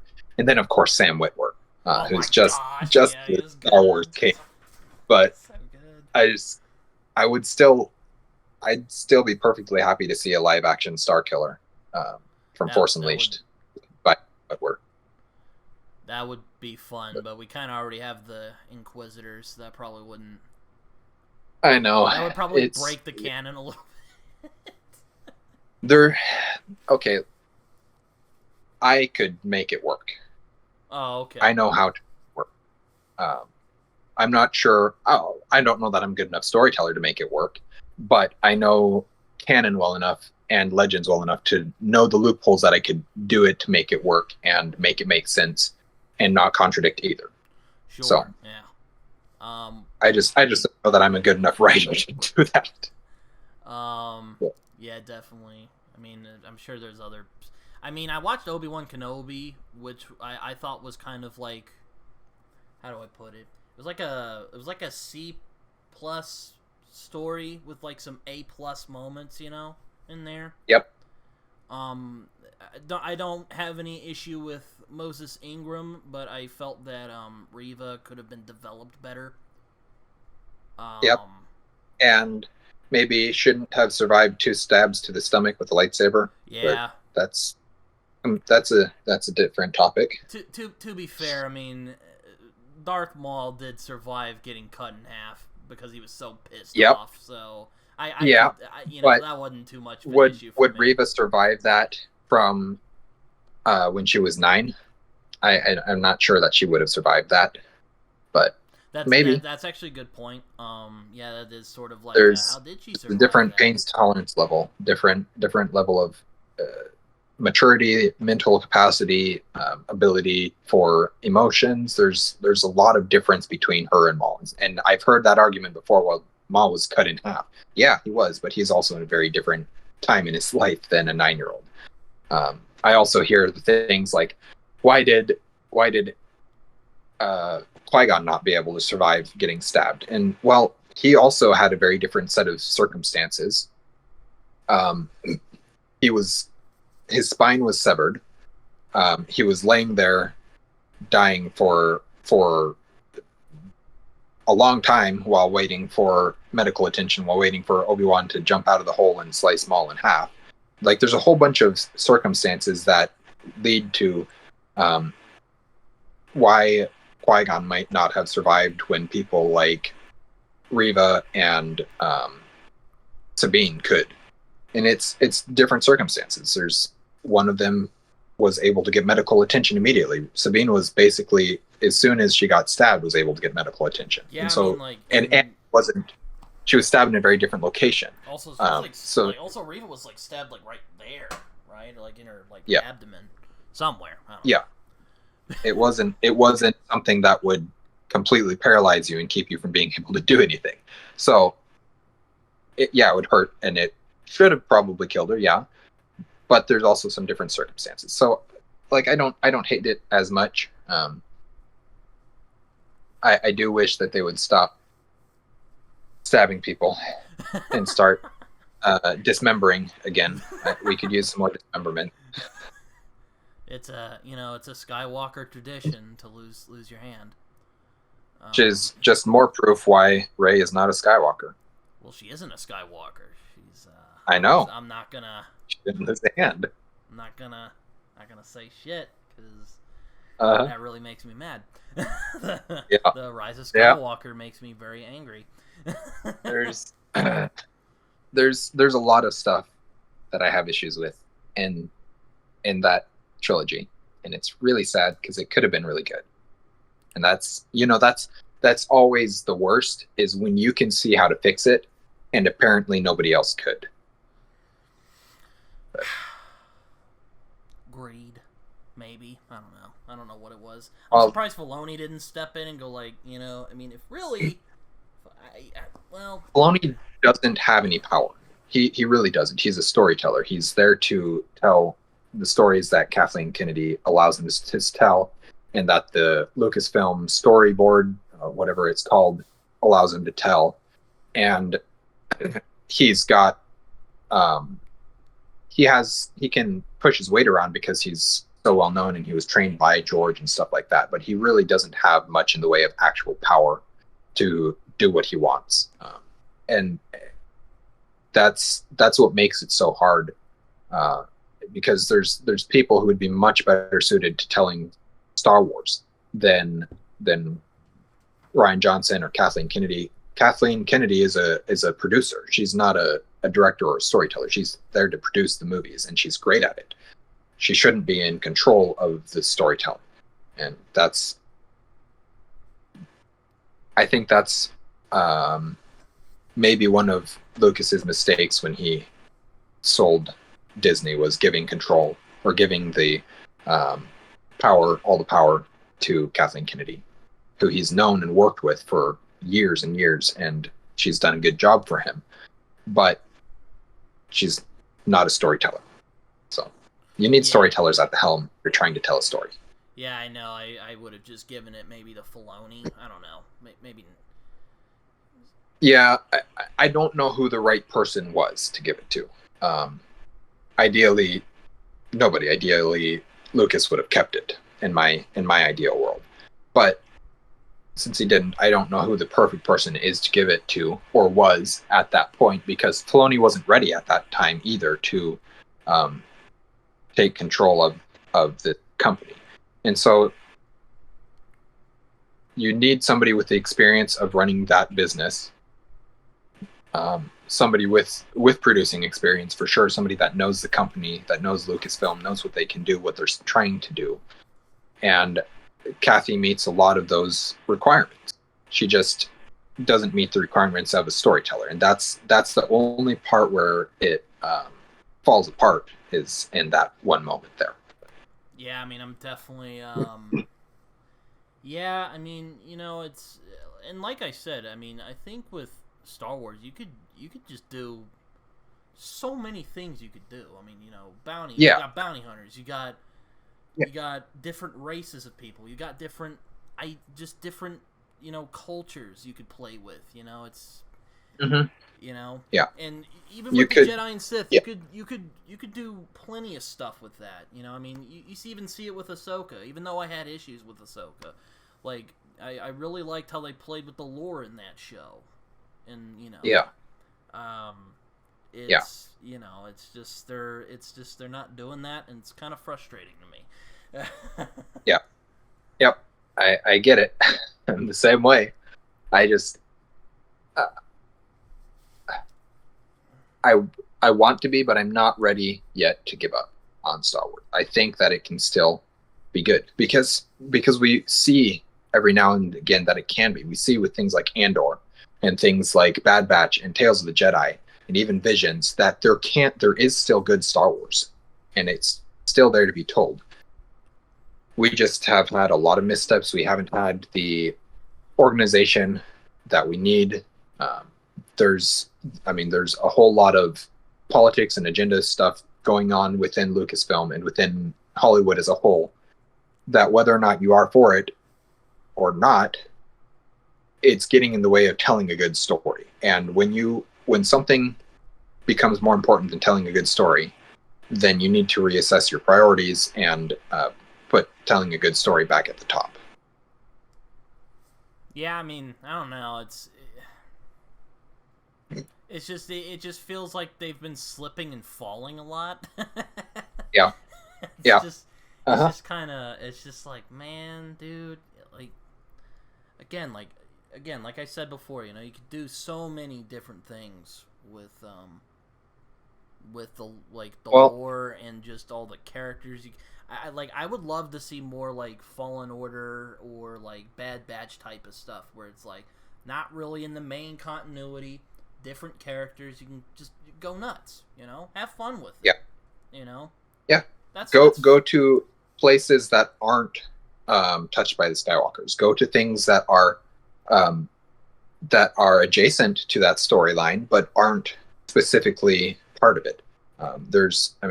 Fan fiction is a great place to look because there's some great fan fiction that tells stories about gray Jedi that have left the Jedi Order hundreds and thousands of years ago, but are still the good guys. They're still a force for good in the galaxy. They're just non-existent. They're hiding. They're not known. And there's all sorts of stuff like that. Go tell stories. Just leave the Skywalker saga alone. That's important. Star Wars revolves around Anakin Skywalker for a lot of reasons, but there's so much more to it. And I think a lot of people would have been able to accept The Last Jedi a lot easier had it not been, this is the second movie in a trilogy that is supposed to end the Skywalker saga. Yeah. If it was not specifically about the Skywalkers, then I think a lot of people would have had a lot less issues with it, and we could have just enjoyed it as a science fiction movie set in the Star Wars universe. Unfortunately, that's not what it was, and that's where the issue comes in. But it's whatever. Yeah, it's kind of my thing. I'm like, if it wasn't the second movie in the sequel trilogy, I think most people would enjoy it. It's Yep. Again, kind of goes back to they didn't really have a plan. Just kind of did whatever. Kind of. And they having 3 different directors make a movie didn't help either. No. And then changing the director from the last one very quickly because they had to, because the one director was like, I can't work with this. It's there's a lot. I don't know.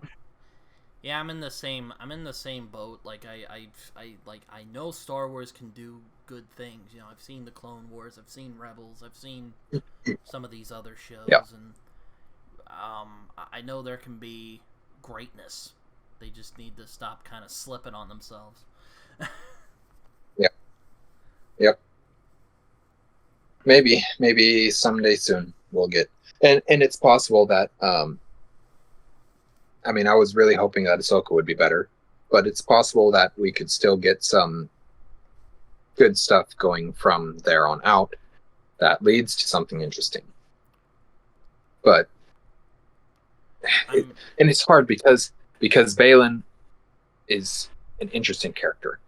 What he was saying about the Jedi Order, how he misses the idea of it. Yeah, I wanted to see more of that. All of that. It's really it's sad that Ray Stevenson won't be able to continue playing that character, because I honestly think Star Wars needed Stevenson more than Stevenson needed Star Wars, and he's gone now, and that's what it is. But yeah, he was also the Mandalorian guy in Rebels. Yeah. As well, yeah, which I did not know until later. I was like, oh, that was also him. Oh, that's neat. Yeah. But yeah, I also thought Baylan was the best part of that show. I thought he was just like, sure. I want to see more of that guy. I want to see what he wants. It was, well, there was a gravitas to him. There was a presence. There was a power to his character. A mystique that was portrayed through his acting, more than the dialogue and more than the writing for his character, because he didn't have that much to do as a character in a show. But the presence, his on-screen presence, played by Stevenson, allowed that character to be so much more than was just on the page. And it's rare that an actor can do that much with a character with so little of the character to show.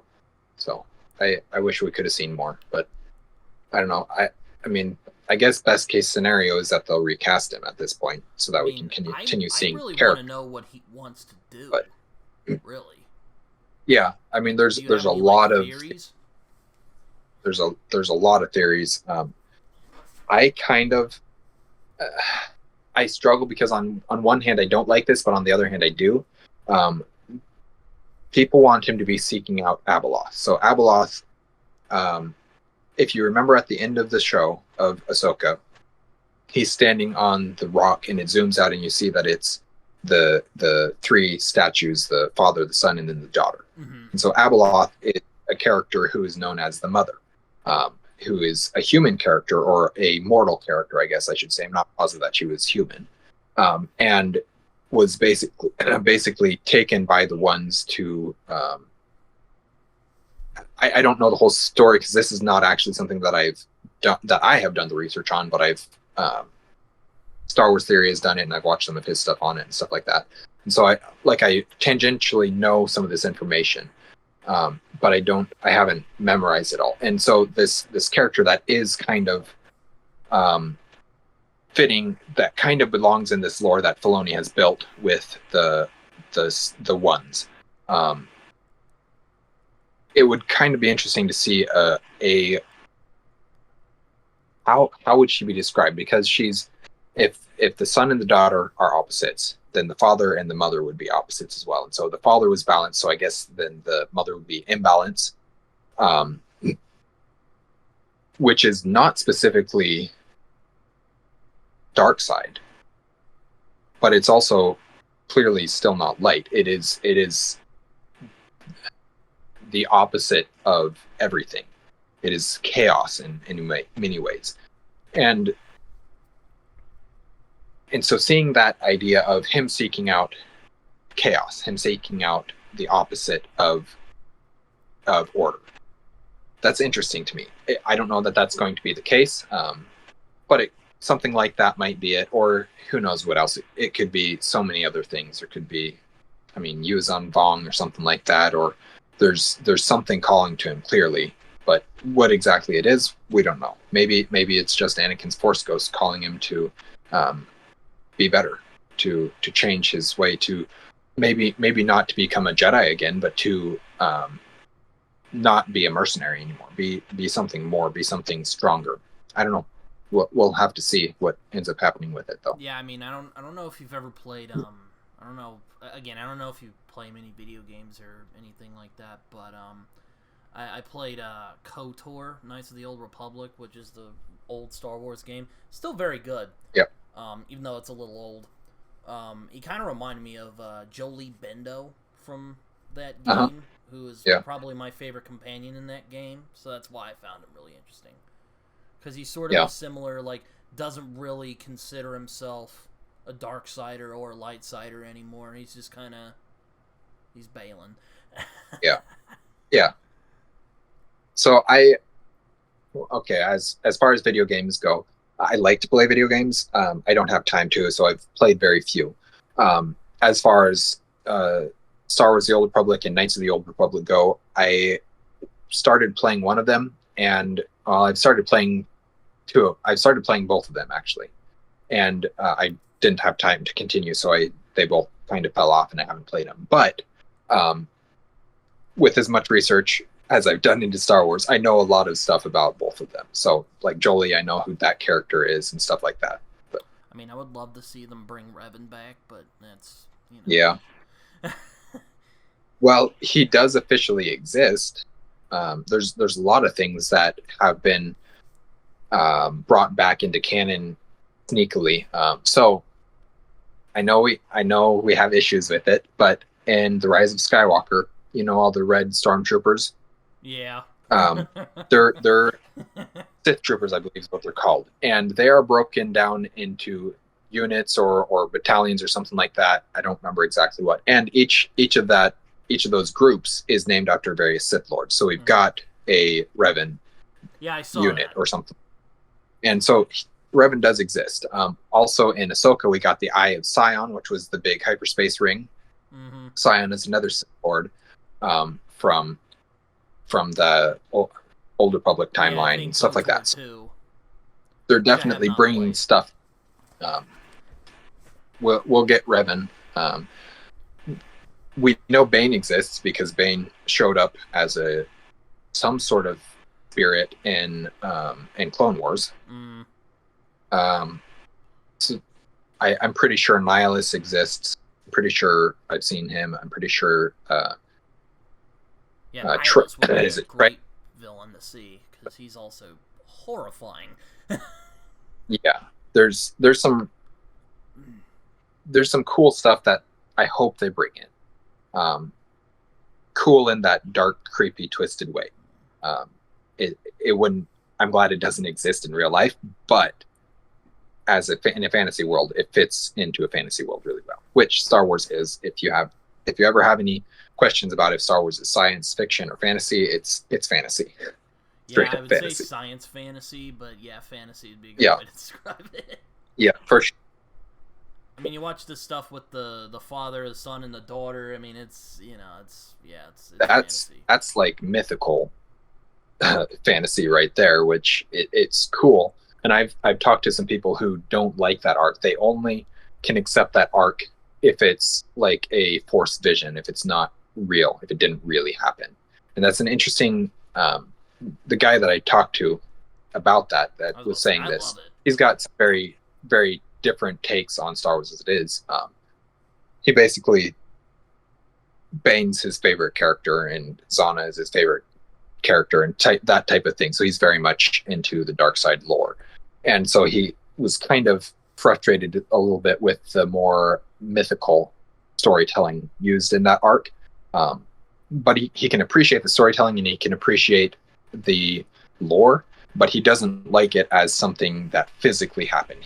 He can accept it as something that is like a force vision, something that's not really real. Mm-hmm. Yeah, I get what you mean. I don't know. It's interesting. Yeah, no, it's again kind of goes back to you could do a lot with Star Wars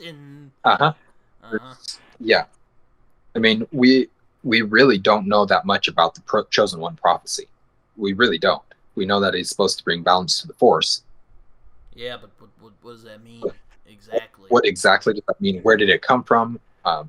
Where did this prophesied character come from?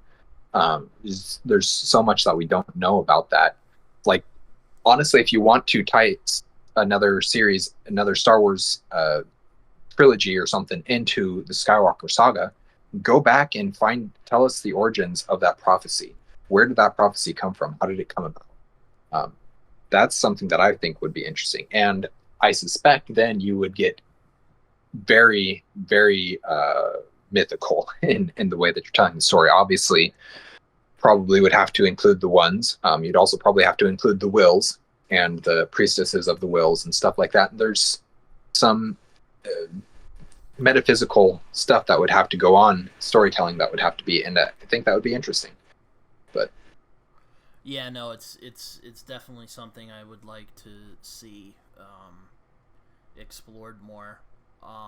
Yeah, I would be more intrigued to see just like just stories, just like you don't, like I said before, like something like Fallen Order doesn't really have to do with the Skywalker. So I mean, you could have like Darth Vader or other people in there, like that's fine, Yeah, I don't think you can have too much Darth Vader, but no.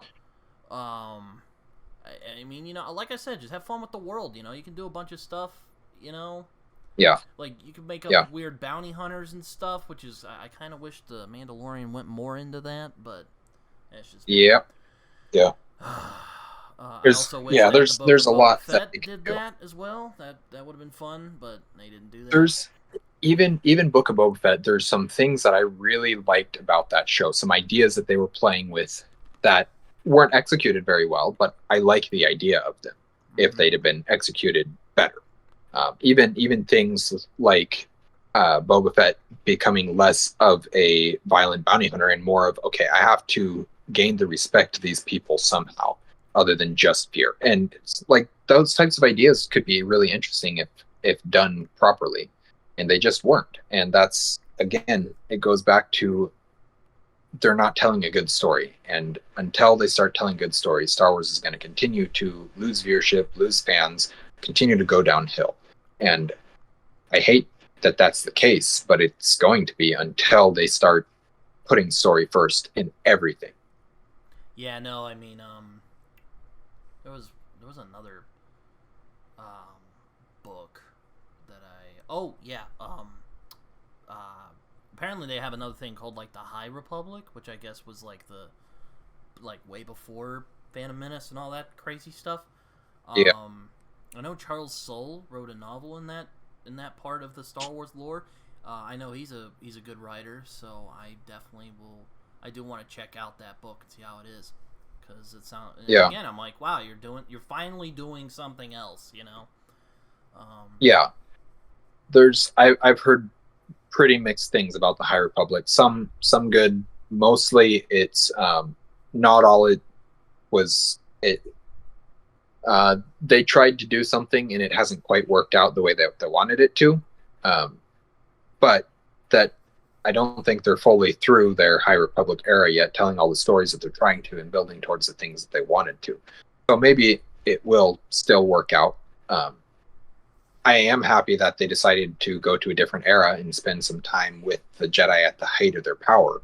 That's a good place to explore. That leads to some interesting events happening that aren't so clouded with the Skywalkers, and I don't see that as a bad thing.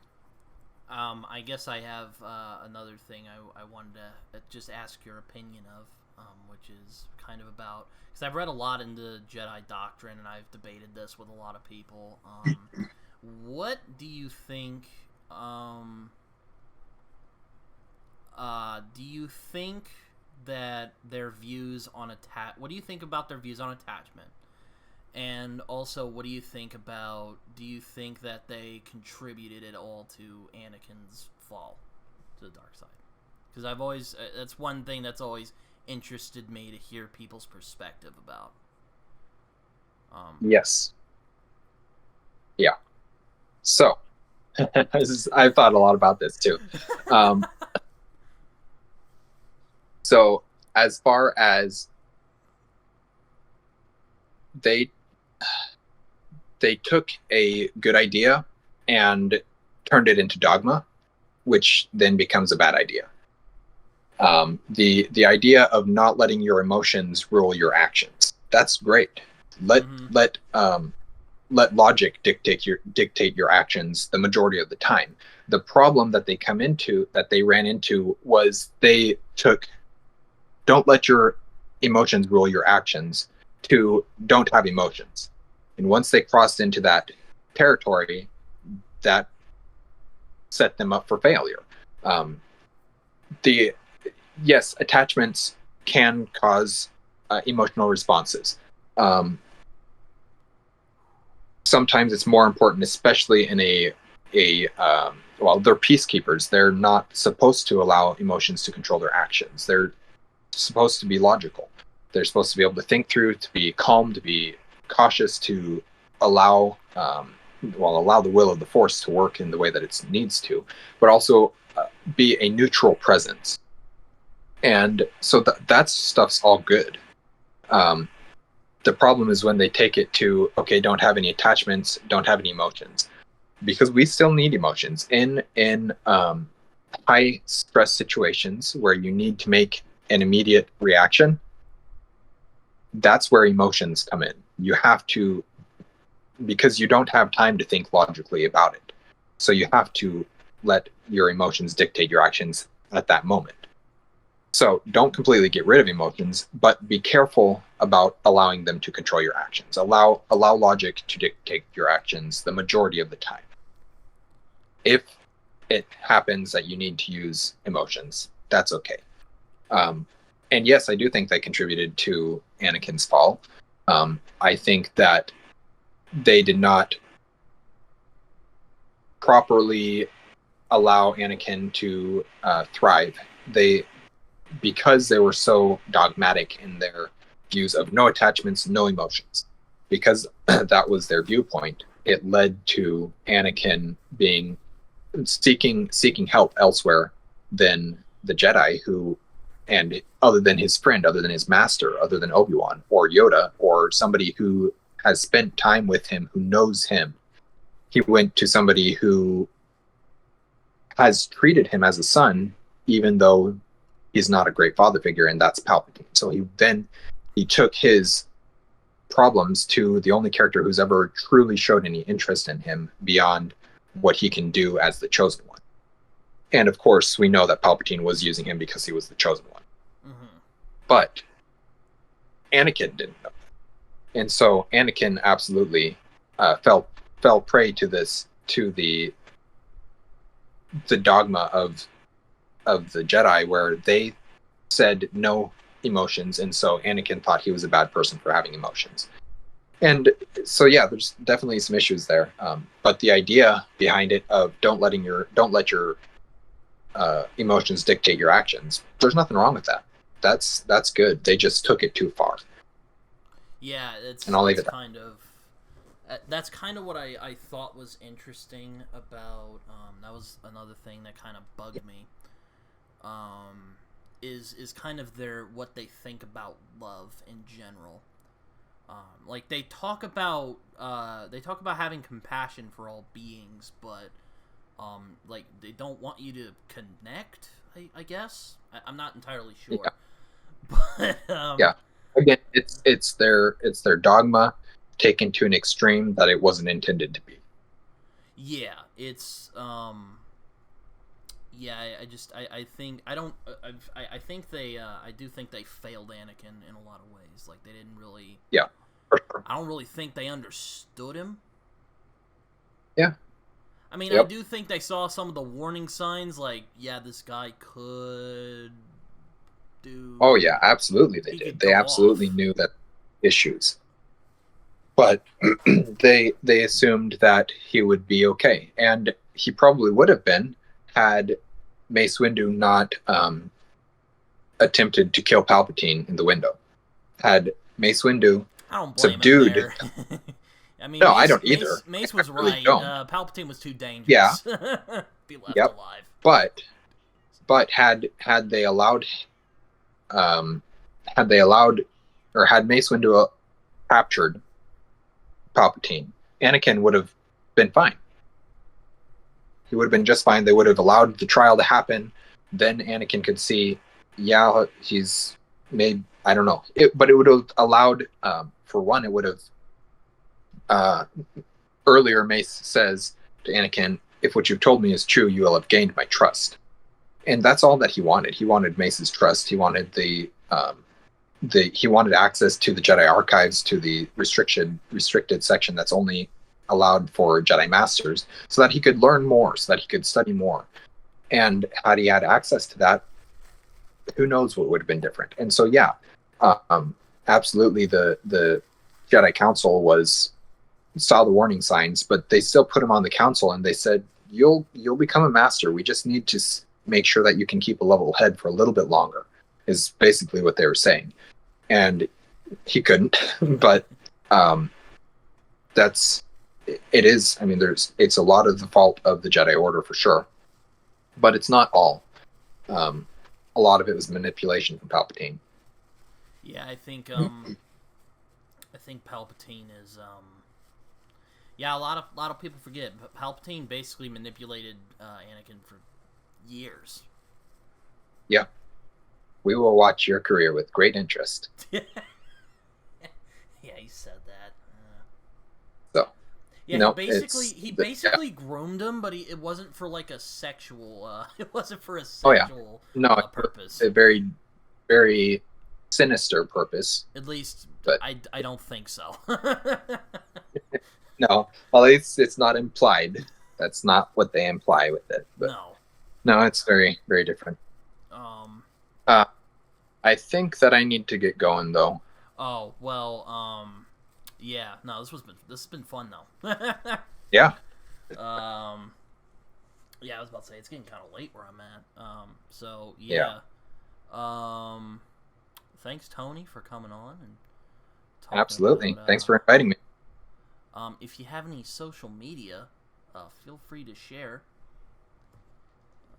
All right. Yeah, so the big ones is we've got our YouTube channel, which is An Erudite Adventure, and we've got a Instagram page, which is also An Erudite Adventure, and we do have, let's see, I've got on my YouTube channel, I do have linked my Goodreads page, and I do have linked my Discord page or Discord server.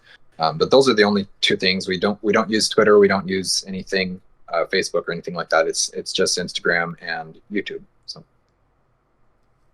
All right. Well, yeah, we should do this again at some point. Maybe do a All right. Star Wars chat or something again. I don't know. Again, just spent 2 hours on it today. We'll see what happens next time. Yeah. Is too much to talk about. But yeah, all right. Well, take care, everyone. Until next time. Until the next episode. Bye.